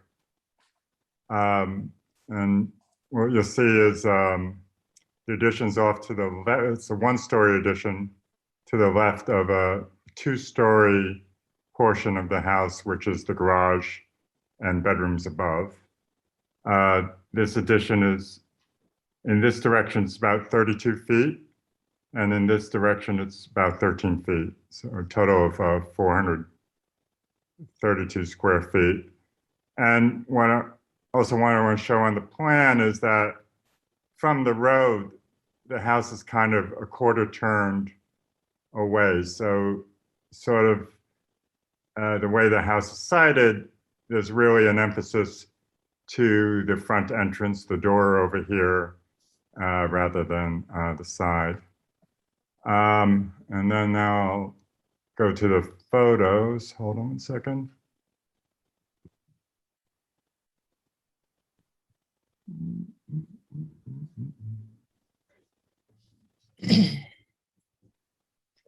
Okay.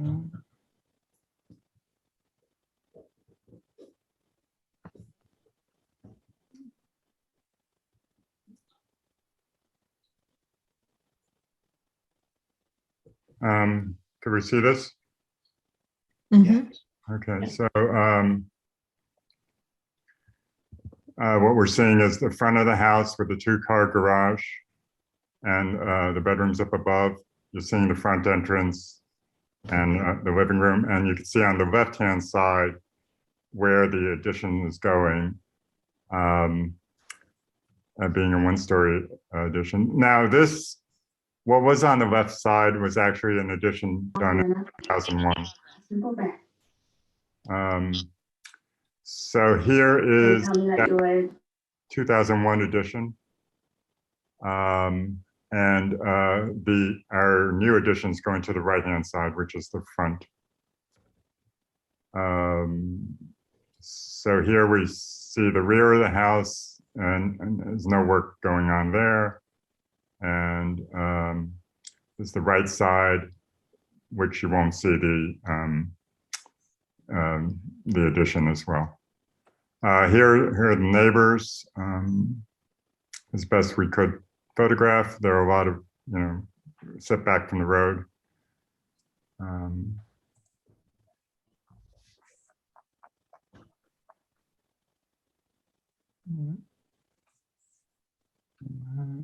Okay. I'll go back to the plans. Let's see.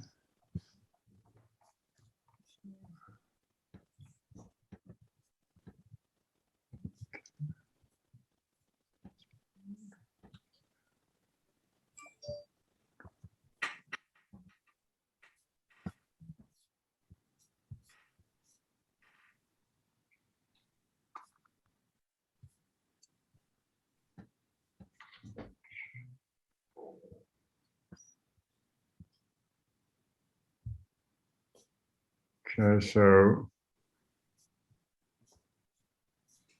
here again is the existing front side.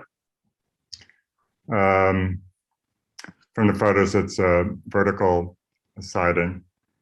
And then this is the proposed side, front side for the addition.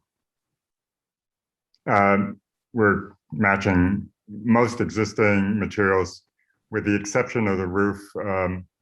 We do have a low slope condition, so we're going with a granular SBS roof that matches as best we could to the asphalt shingle roof, which I think shake wood is the best color. And here is the left side. You can see the addition in right here. So I'll go back to the photos.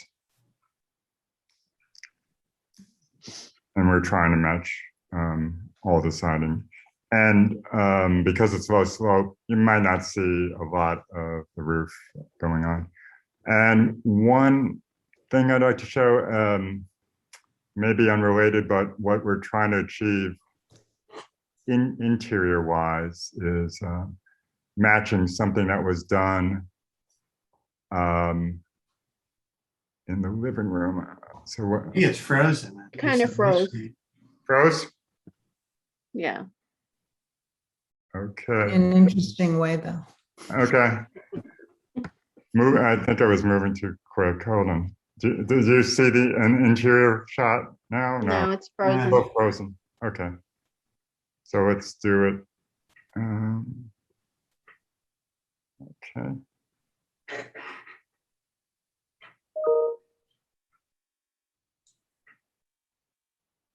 All right, interior, maybe?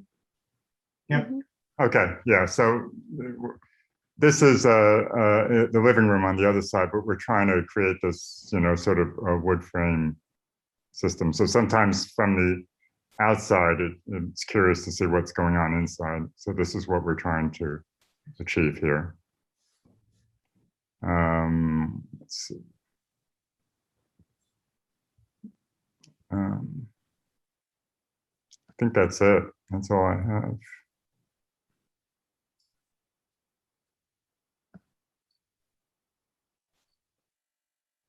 So that roof is just continuing to come out, but it's tilting at a different angle to get your height. Yes, to make, we do have an 11, could you see the section now, maybe? You're still in the interior. Oh, okay, hold on.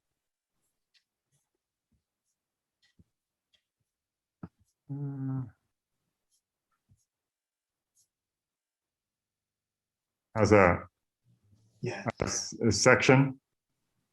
Yes. Okay, yeah. So the roof is continuing to come out. It is at a lower pitch. It's 2 3/4. So we do have an 11-foot plate height in the existing master to work off of, but it is coming out at a slightly less pitch. Did you look at any other roof options? I mean, it just, because it kind of makes it look like an extension just because it looks a little bit off. Uh-huh. You mean and options for the covering, roofing? roof covering, roof framing, roof shape, roof style. Sort of from a water management point of view, this is probably the best as far as roof coverings. We can't really go with that asphalt shingle, but there might be, a standing seam option for the metal, but I think that's more costly. It's a big roof. It's a big piece of roof. So yeah, it would be in the end 15 feet deep, probably. Can you put the elevation back up, please, of the front?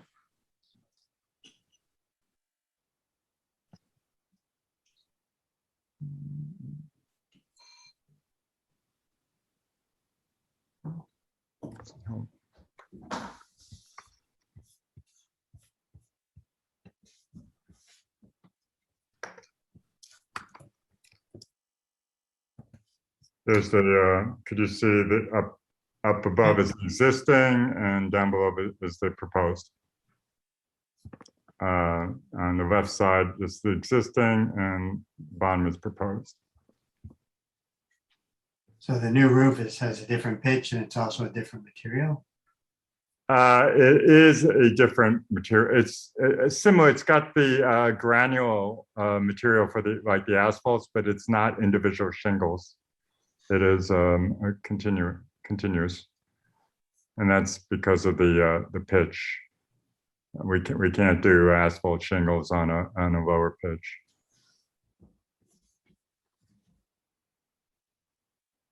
That's my only comment. I think it's a little awkward with change of pitch and the material. It just looks like something that was pasted on there. It will be if you look at the angles from the street, it will be very. You'll see it. Just like if you look in the rear, the way you've got those floating, it's one piece roofing, and then you've got kind of this correct awkward change in angle and pitch. Correct. Comments from the board, from others? I tend to agree with Bob regarding the roof. It's almost like you could overframe the existing roof and create one pitch. Did you look at that? I kind of agree with it. Up higher? Just run something all the way up in the front so it's continuous. I mean, the way you've got it drawn is you have a separation of line. Correct. I don't think that would actually be what you're proposing, but it almost goes to the point as if you were to overframe it, you would create something like that. If we overframe it, we'll be raising the ridge on this side. Yeah, you would be. Yeah, so. But you could do that just on the outside, not touch the inside at all. Right. So if you look at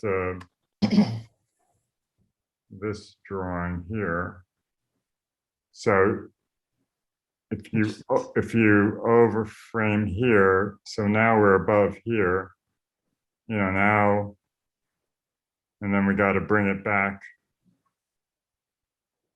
down. I don't know. I mean, it was just a suggestion. All right, no, I'm just trying to explore. I don't know how it all works out, so.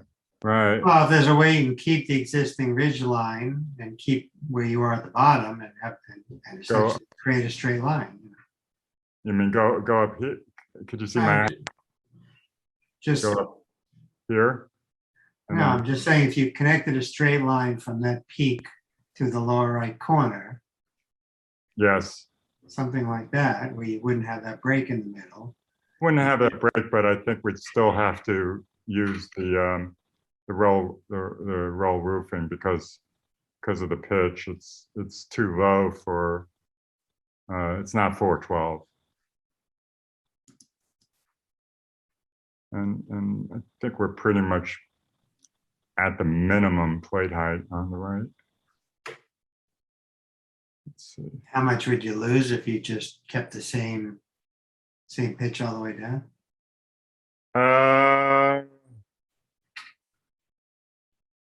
Let's see.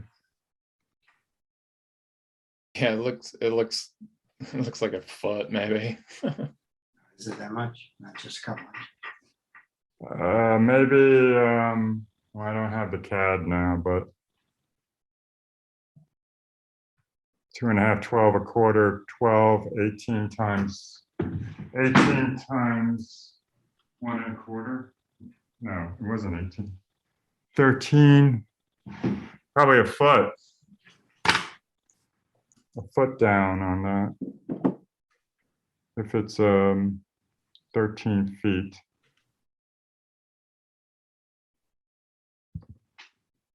And then the plate height would be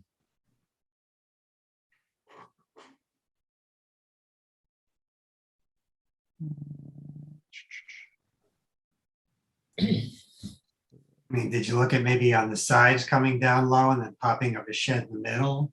I mean, just because it looks like kind of a Band-Aid now, you know. right. Well, we were looking for the simplest type of addition, you know, nothing, you know, that would sort of, you know, just, you know, matching in the same windows, the siding. We weren't looking for doing something different. Okay. It just seems like the roofs are pretty significant visual piece to the architecture of the house. It's kind of the mid-century type vibe. I mean, the other option is to look at, you know, like a standing seam roof that can do a lower pitch. We haven't priced that yet, but I almost wonder, what if at the sides it came down lower, even if it was a foot lower, just on the sides, and then something popped up higher in the middle of the shed? I mean, I'm just wondering what other options you looked at, because it right. like, Well, yeah, if the middle was the shed, but I guess it would still be that same. So the sides would be, you know, you could do the shingles, right, and then the middle would be the roll roofing. That's or a standing seam, like you. Or standing, yeah, or we could do standing seam on that slope. Yeah. you know, do something special instead of just kind of doing something less. Right. You know, the rest of it all fits in beautifully with the house, but the roof just really stands out to me. Right.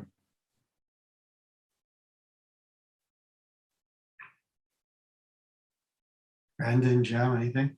Claudia? No, I agree with the, I think the standing seam. That's a good idea. Good idea. It doesn't have to be copper. It could be like a zinc. Can be another metal, yeah. Yeah, it could be something else. Doesn't have to be super expensive. It just would make a nice transition. And this way you would resolve the pitch problem. Yeah. To have a difference, yeah. So can we ask you to study that and come back to us with some other thoughts? Adam, are you on? Yes, we're here. Okay. So do you want to look into that other roof options for this addition? Yeah, I think I was following along. Was that to keep the continuous pitch all the way down and lose about a foot at the end? Is that correct? I mean, that might look the best from massing, but if that's a functional problem, then we wouldn't. Right. We wouldn't want you to build an extension you couldn't stand up in. Of course. But maybe on the side, I don't want to tell you what to do. I'm just suggesting maybe on the sides, there's a thin piece that comes down, then something tilts up in the middle and has a different material, or maybe there are a bunch of other options, but this is so simplistic that it just magnifies the problem to me, at least. Mm-hmm. Yeah, I believe what Ken was doing was mirroring what we'd have in the back, which in the inside shot, the dining room, which I'm actually sitting in right now, the pitch changes as well. But again, that's in the back, not the front of the house. On the back of the house, it's nice. The mass thing, the plane is all consistent. See, it's all. Yeah, actually, there is a pitch change. It's so, here, I'll show you here. It's Yeah, it's actually almost impossible to see, but there is a pitch change right there. Mhm. About the same. And it's with the shingles too. But the shingles. So Is it I all the just, same material? It looks pretty consistent from the photo. right, Yes. they were able to do, I just feel uncomfortable using shingles on a low slope like that, you know, even if we totally membraned it and What exactly is the pitch? on the backside. What the addition? It's about 312. Yeah, so it's almost minimum, but yeah, Right. it's doable, I guess. Right. Well, you know, okay. I mean, that's the other, I mean, if we come back and say we're able to get shingles, but we still have to, like, you know, these shingles could be a couple years old and it won't match exactly the color, you know, so we could come back with that or change of material with a standing seam or There's probably other options you haven't thought of. I think we were going to ask you to just think about how to do something that, you know, fits into the house. I'm very hesitant to add more bulk to it, like raising the ridge and stuff like that, because I think that will, call more attention to something that we're trying to keep very quiet. I tend to agree with that also. Okay.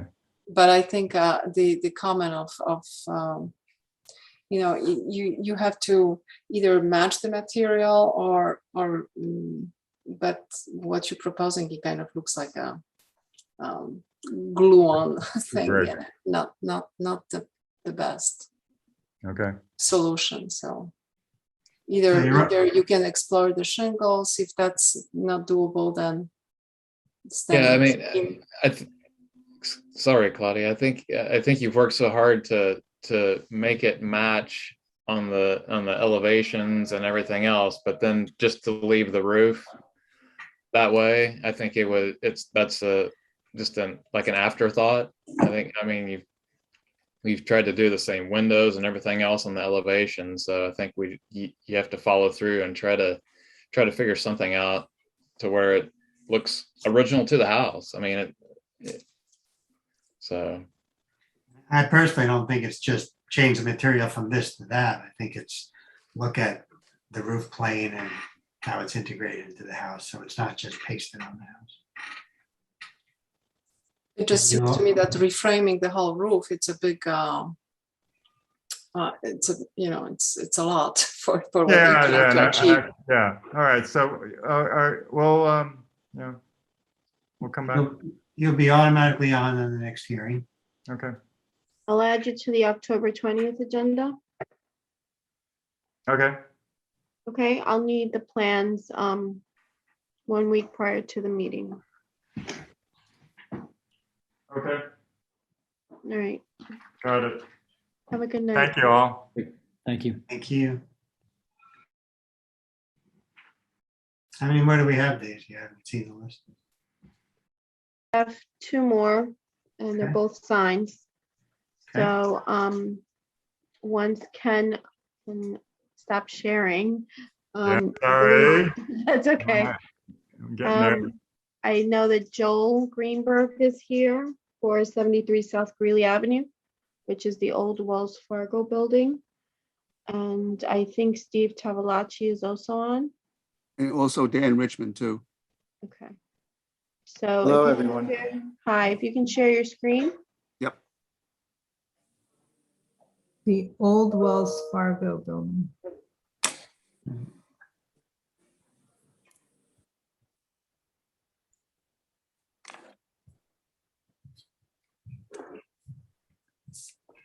Okay. This is the elevation of what the building looks like now. The I top don't see elevation. it. Does everybody see it? I don't see it. No, it's not up. It's on. It's on my screen. We don't see it. Do you want me to share my screen? Sure.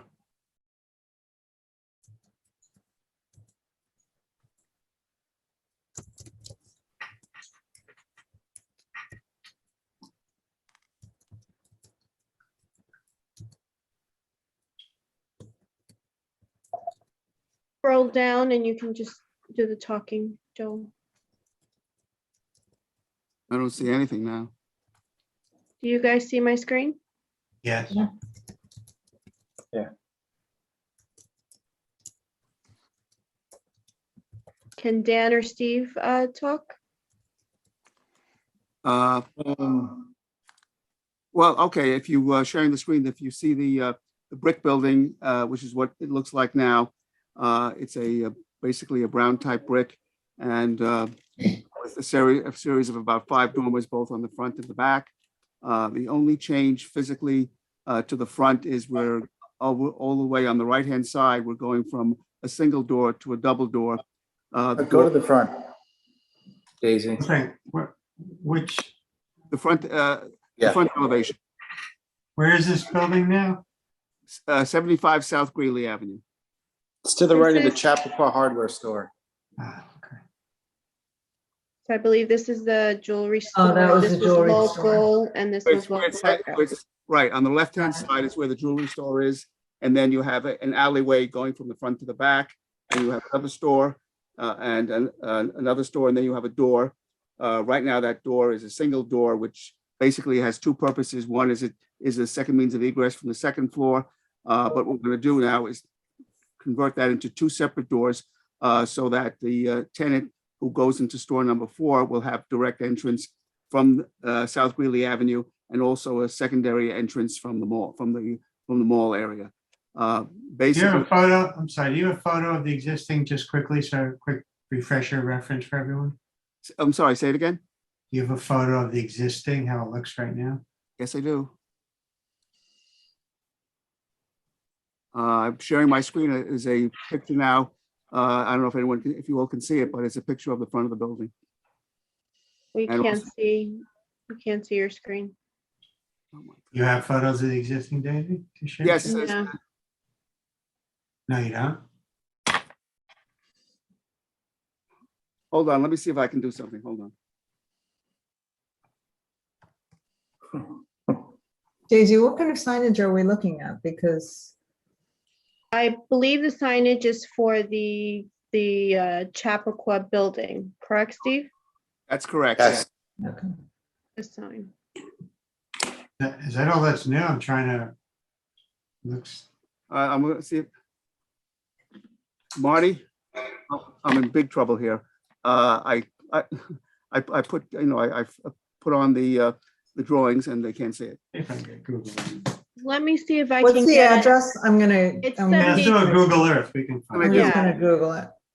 It's 75. 73-75. Screen, and I just flipped on to show the existing building, and I can see it, but they can't.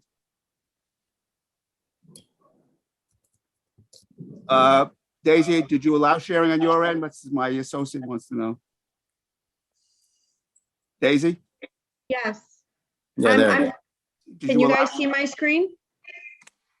I can. Yeah, I can. Oh, yeah, okay, that's perfect. This is awful, Marty. Okay. They can't see it now. I can see it, they can't. We can see it. Well, we're good. fine now. We're It's fine okay, now. Joel. Let's just continue.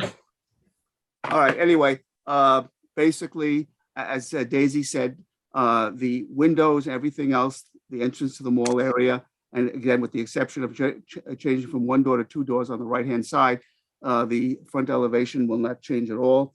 We are putting up individual letters on the roof just below the dorm. There's 5 dormers up there, and that will say the Chappaqua building in white LED.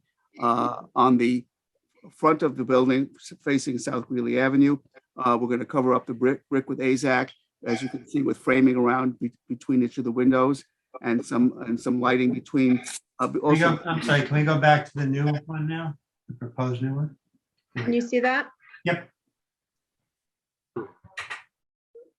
I'm sorry, please continue. yeah, it's okay. So we're covering up that with AZAC and a framing between each of the windows. There'll be a rectangular frame, and under the windows also a long rectangular frame. As far as the colors are concerned, this will be an off-white color as far as the AZAC is concerned, and the framing of the windows will be in like a charcoal gray. We're going to be doing that, and the same thing with the new storefront doors. Will also be in the charcoal gray color. The same thing with the fixed glass above that. As far as that's basically it. The rear of the building, we're going to paint the brick same color as the AZAC in the front, and that's basically it. Add some signs. We're going to add, yes. Okay, as you looking at the front, you'll see store 1, 2, 3, 4, and then we'll have a potential for what's called Franny's Goodie Shop, which may or may not be there. But if it is, that's where that sign will go. So each store or each unit will have a sign, and then on the mall area, as it goes from front to the rear, that will just say the Chappaqua Building. So the windows are new, the windows clear? Excuse me, Robert, we have a problem. The Chappaqua Building is not allowed. Yeah, I was going to ask you that. We've never had any kind of signage like that. I don't think it's That's within the not in the code. code to be approved. The lower signs, that will work, but the Chappaqua Building is not code compliant. The one on the So roof. what would we have to do, Tom? Go to zoning board? You'd have to get a variance from the zoning board to do that, because currently the sign code allows you only amount to a wall or a pediment, and that's not a pediment or a wall. Oh, so what you're saying is that the sign has to be against a vertical wall, not a sloping roof. Is that what you're saying? That is correct, yes. Okay. What about the size of those letters? Is that size allowed? That size, that's 2 feet is the maximum sign on the Well, yeah, lower but- level. Anything on the above has to be 1 foot for advertising stores above. So this isn't no way compliant to the existing code where it says the Chappaqua Building. Hey, Tom, if we built a soffit behind the Chappaqua Building lettering, would that become code compliant? Well, it Is has that to be the looked at as pediment? being part of the roof structure, not a soffit. It'd have to be a roof structure because it's going to have to be more than a backer for the sign. It's going to be a permanent part of the building. I think what Dan and Steve are saying is, in other words, right now you can see how the letters of the Chappaqua Building are in between, somewhere between the fascia of the roof and the bottom of the windows of the dormers. So if we created basically like a soffit coming straight across, that would blend into the roof and also become vertical in front of the building, in front of the soffit, and then the letters would be attached onto that. That would, I think, perhaps overcome. Well, I think first then you'd have to, the building structure itself would have to be approved. Yes, so. How we've got how some tall work are to the do. letters? How tall is each letter? Looks Well, they like could be they're no 3 more feet. than 12 inches. They look almost 3 feet, 30 Yeah, inches. but How tall are they? above the roof line could be no more than 12 inches. The first row can be 24 inches. Anything above that can only be 12 inches. All right, so then either we reduce the letters or we, again, try to get a variance from the zoning board. Personally, though, it feels a little inconsistent with what we have in the town now because of its enormity and its placement. It looks like it's town hall. Yeah. Well, we're willing to rent you space if you want to move the town hall here. And what about the signs over each window? Do you have information and details on what that is? Are you trying to get those approved, or are you going to wait till you get minutes? Yeah, well, basically, obviously, we don't have the names, we don't have the tenants yet, so we're just making these, again, these boards, which will have individual letters on them, and, whatever the maximum allowable by the code, that's what we'll put in there. But, you know, Right. obviously, The application is just for the Chappaqua building. The application is just for the words, the Chappaqua building, the sign, the Correct. Chappaqua building? Well, it's supposed to be for the facade also. no, it's for this facade, both front and back, obviously. That would be a building permit right now. This is just a sign. Yeah, but we've already, but, We have a Daisy, building permit. we have a building permit. We've applied for the building permit. In fact, you and I discussed that just before we submitted everything. And in fact, if you recall, you were questioning whether or not we applied for the building permit. We did. And then you said, because you have to have a separate sign permit, then we filed that also. So we filed both a building permit application and a sign application. You've not been in front of the board for the exterior facades. I think you filed a building permit for interior walls. I will check. That's correct. The application is for interior work only. And then we have the sign for the Chappaqua building. We don't have for the store facade. For the building facade. All right, then I guess we'll have to come back and amend the application or file another permit application for the facade then. As long as we're here though, can we, do you have any questions beginning about the individual? letters? Right. Can we at least discuss the facade? Sure. Are you painting the brick? Is that, what are you doing with the existing brick? No. In the front, we're covering the brick with this AZAC material, and then we're doing those proposed rectangles that we show on in between the windows and under the windows. In the rear, we're going to, whatever the color that we use for the AZAC in the front, we're going to paint the brick in the back. So instead of seeing the brick, you're going to see AZAC plastic with boxes. Correct. In between the windows and underneath, and that's all going to get painted one color. Correct. Which is not going to be a stark white. It's going to be like an off-white. Correct. And then all the grills in the windows and the doors are going to be, like a charcoal/black color. Right. That's what So you're putting another window over the door on the right. You're making that door a double door, and then you're putting Instead of a single. Right. And then you're putting another window over that. Right. 2 transoms, 2 3x3 transoms. Right. Because we have 14, there's 14-foot ceilings in there. So we want to capture all of the, the sun and the light. I'm sorry. It's a beautiful, sexy black and white drawing, but it's also hard to understand what's happening because of it. So other than the AZAC trim, the skin of the building now is going to be what material? The skin of the building is going to be all AZAC. All plastic? It's a plastic wall? Yeah. So it's a maintenance free. It's not going to rot. We don't want to have to worry about the brick. And what are the joints between? Where are the joints? How big are the panels? Well, the panels I can get up to 20 feet long. So there shouldn't be any joints. The AZAC panels, 1/2-inch panels come up to 20 feet. And then we're going to put all the boxes. Is AZAC just laminated onto wood or something as a panel? Yeah, so we'll probably put, like a pressure treated lath onto the brick, and then we'll secure the AZAC onto the wooden lath. And it'll probably protrude, 1 inch out, 3/4 of an inch. I think we should wait for all the detailed drawings. I think that would be more helpful, especially since there's no permit issued for this yet or requested for this. Are there construction documents prepared so far for this? No, there's nothing. There's not. Paul, we need to close this down. We don't have an application, so it's hard to go forward without an application. I'm sure he can come in and give us supporting information quickly, and we can put him on the next agenda. Okay, I appreciate that. Wait, Joel, I have a question, Joel. All the material that we've given, where did that go? Say again? All of the, the trim pieces, the crown pieces, the colors. Yes. Who has all that? I'm sitting right here now. I've got it all. And also, if unfortunately I can't figure out why nobody can see the drawings, but on those drawings we have the basically pictures of all the materials that you gave me.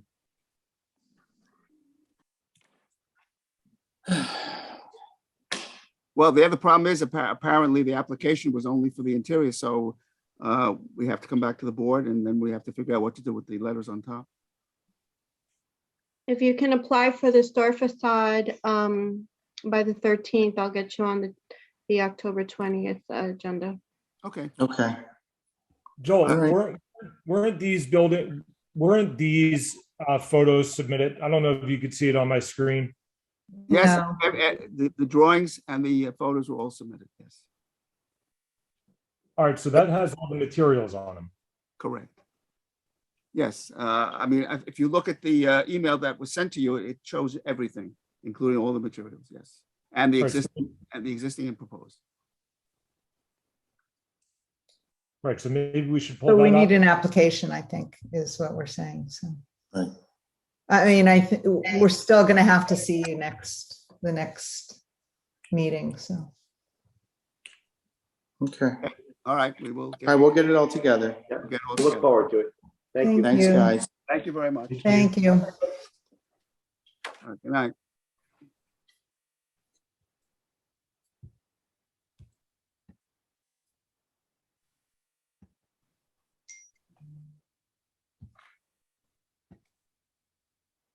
Last application is for Calico. It's a sign at 480 Bedford. I'm here. Good afternoon. Good evening. Sorry. Hi. Are you able to share your screen? I hope so. I have everything open, so let's see what we got. Okay, permit. The store's moving, I guess. Share screen. So. If you're having trouble, let me know. I can share my screen. Yeah, no, I just have to find the appropriate file.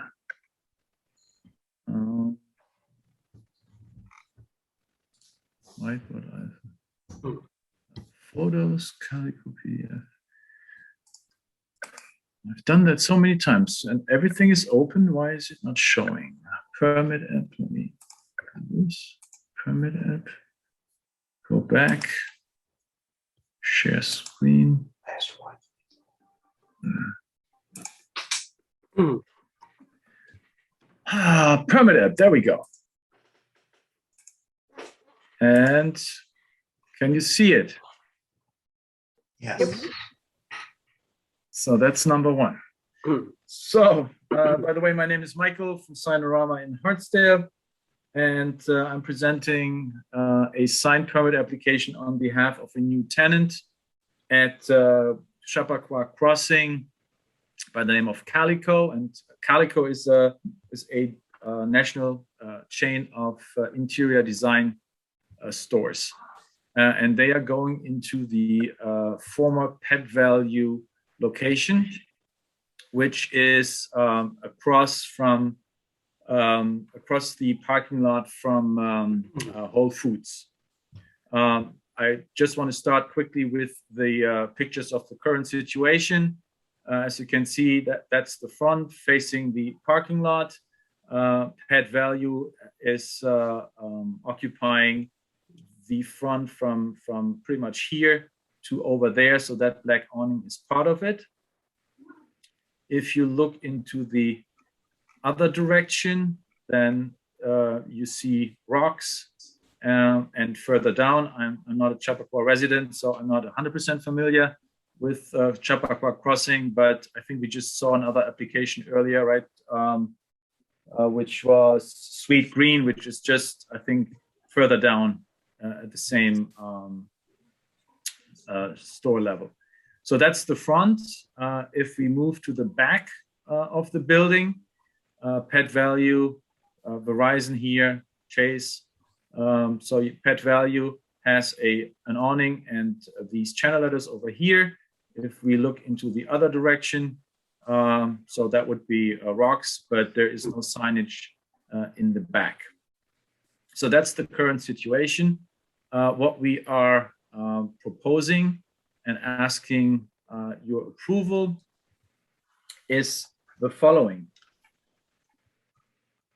Let me just start at the front.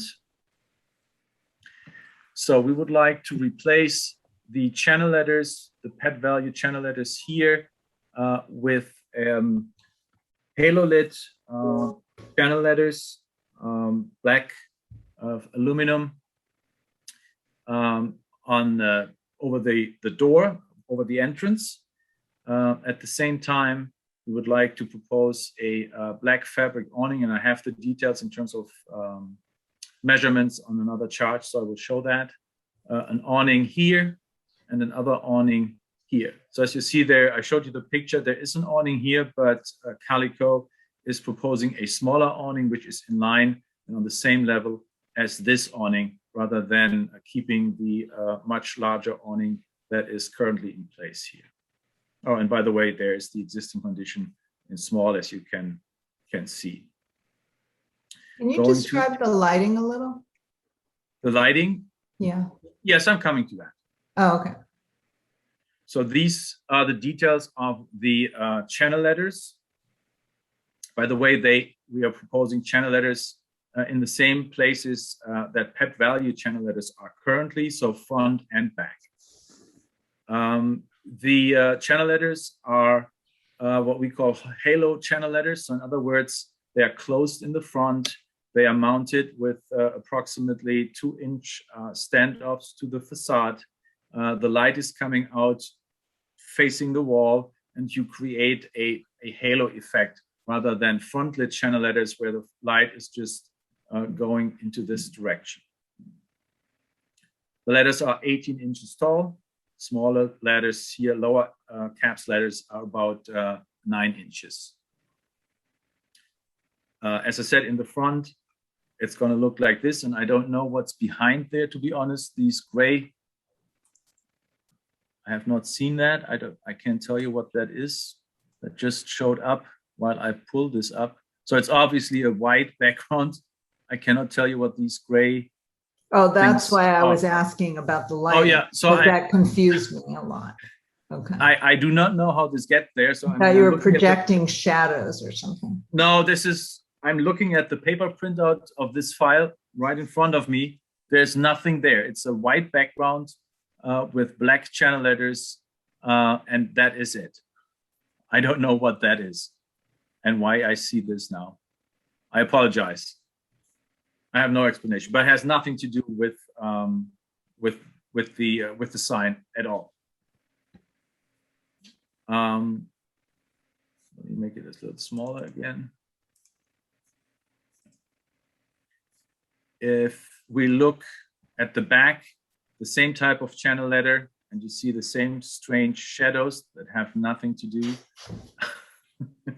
18-inch channel letters, same placement as the current pet value channel letters.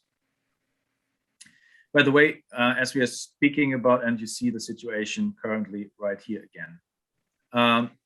As we're speaking about this awning, this black awning is existing, 84-inch wide, 48-inch tall, 36-inch projection. It is in very good shape. It will remain, it will not be altered. Going back to the front, as I said, we are proposing 2 awnings, one here and one there. The details for this awning are right here. So 120 inches, a total of 30 inches tall. That is 24 of the main roof and 6-inch valance, and a projection of 15 inches. So relatively small. And is this awning closed on the bottom, it looks like? Sorry, say it again. Is the underside of the awning closed where the 15 inches, it looks like there's fabric there? No, it's not closed. The only thing that you see here is the framing. It is open. If you go to the pet value, you can see it. The down below. Page 6. Oh, page 6. There. Yeah. Obviously, well, you're keeping it. You're changing that fabric, right? In the rear, we will not make any changes. It's a black awning. But in the front. But in the front, we will change because currently we have. You see, there's one awning here, which is much bigger than what we are proposing. And the only reason why we are proposing a change of this awning is so that the top is in one line. If we are adding the awning here, then this awning would be appear much, much larger. So this is a much more unique representation of the storefront with two awnings that line up top and bottom. And is it the same profile as what was there? What do you mean by profile? Dimensions and same, same question we asked the other gentleman if you watched. Did you get a copy of the standards? Do you know for a fact that what you're doing is allowed in terms of lighting, light color, fabric color, all that? Yes, I mean yes, I read it. I don't have it in front of me, but I got it. Yes. Okay. So it's a black awning currently, and we are proposing the black awning. And halo lighting, is halo lighting permitted? I don't know that it is or isn't. As far as I read the sign code for Chappaqua Crossing, it is, yes. And the Kelvin, the light color, so to speak, is that within the accepted range? It's just white LED, just white LED. And it is actually, because it's a halo lit sign, it's much less brightness than front lit channel letters. Right. Daisy, though, for the record, I do think we can go through and comment, but I don't think this board should be approving it until somebody more qualified to compare it to the standards, says that it complies with the standards. So Tom, going forward, should we do an initial review prior to ARB review? I think that would be very helpful because we've had a number of cases tonight alone that don't comply initially, and we have to verify, so we can't give the applicants permission to go forward until we do verify, or they have to come back and forth after they get denied. Okay. Now, this gentleman says he has seen the document. Rox has a halo lighting system on there. If you remember that. Yes. The only thing I'm uncertain of is, can you put lettering on the canopies and have lettering on the building? I'd have to verify that. You mean you are talking about the design and shop? Yes. On the valance. Correct. That is a good question that I cannot answer right now because I'm not in my office anymore. I'm sitting at home and I don't have that document with me. And we are remote Also, as well, so I don't. yeah. Also, we'd need a separate application for the awnings. What you applied for was just the sign, which is just covering the channel letters, not the awnings. So we'd need a separate application for that.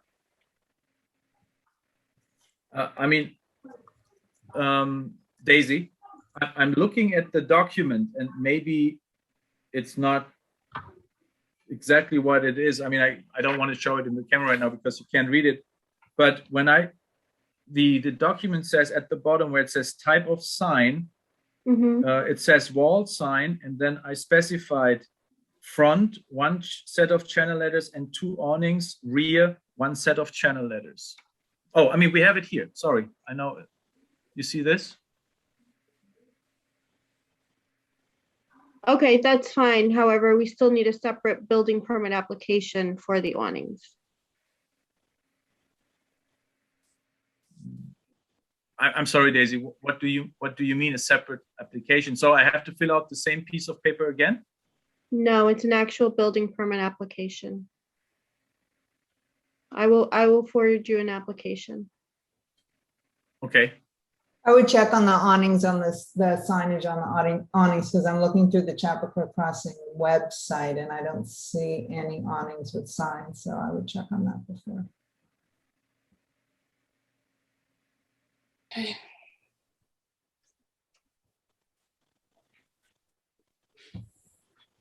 So, Daisy, the awnings are within the sign code, right? When I check the dimensions, everything, they are mentioned in the sign code, awnings. Or am I wrong? Tom, can you jump in on that? All I know is Sure, for the application itself, we need a separate application for any structure, and an awning is considered a structure. You don't need my help. You did fine. You need a sign permit and a building permit to do an awning, like Daisy said. Okay, We have to look at the wind loading because this is a high wind zone Newcastle is in, so they have to be rated to be there. okay. I mean, I don't think it's should be an issue because as I said, we are smaller than the existing awning, open sides. So, I mean, I will obviously provide this info, but I can't see that we are going into any issues here due to the just by comparing to the existing. And we don't disagree, but it is more administrative. We need both. No. I hear you. I hear you. Okay, so subject to Tom and Daisy or someone checking that it does comply, does this board have comments for what it looks like? Can we review and comment or approve on it subject to somebody doing that check? So he doesn't have to come back if he does comply? I think it looks good. I think Yeah, it's aesthetically, okay. I like it. I do too. I'm fine. Yeah. Joe, anything? Yeah, no, it's good. It's good. Okay, so Daisy, I think we're willing to approve it subject to, again, town verification that it complies with everything in the Chappaqua Crossing rules, and if it doesn't, then he'll have to come back. Thank you, Robert. Okay, we'll do. Daisy, we will be in contact tomorrow or whenever you have a minute. I will be in the office on Friday, so yes. Friday. Okay. Okay. Because if there's anything that we have to review, I would like to put that onto the agenda for 10:20. Bob, do you want him to return on 10:20 with the second application for the awnings, or are you okay with this as long as everything's to code? As long as, I think it's fine as long as everything's to code. Does anybody disagree? Yes, I agree. No, agree. Okay, so the only thing, Daisy, for the awnings, you need the paperwork, obviously. Basically, yes. Yeah, and then we check because that I cannot verify right now either if there was anything about the painting on the or the lettering on the awning valance. I don't know that right now. Okay. Okay. All right. Thank you very much to the board. Daisy will be in touch on Friday. Okay. Good night to everybody. Have a Good good night. night, Michael. Thank you. Thank you. Daisy, I just have a quick question. So are we going back to virtual? Okay. Did something happen? I can't hear you. Oh, unmute yourself. Sorry, there was another COVID case at another board meeting with a town staff member. So Okay. it's been extended, I believe, until January 20th. Okay. And then we'll see if it gets extended again. So all staff, board, and applicants are virtual. Okay. Till January 20th at minimum? Correct. Mhm. All right. Good to know. Thank you. Okay, are we Right, gonna have thank you. another full plate next week? What does it look like so far? I hope not. Hopefully not next week. I mean, we've got a couple returns from tonight, and I already have, I think, like 3 or 4 applications on my desk. So we haven't had a 3-hour meeting in a long time. Mm. Years. Thank you. I'm All right. signing off. Good night. Bye. Good Have a night. good night. Everybody, good night. Tom, do you want to stay on? I do, yes, we need to talk a little bit. You know what? Let's talk on the phone. Okay. I'll give you Call a me. call. Good night. Good night, Bob.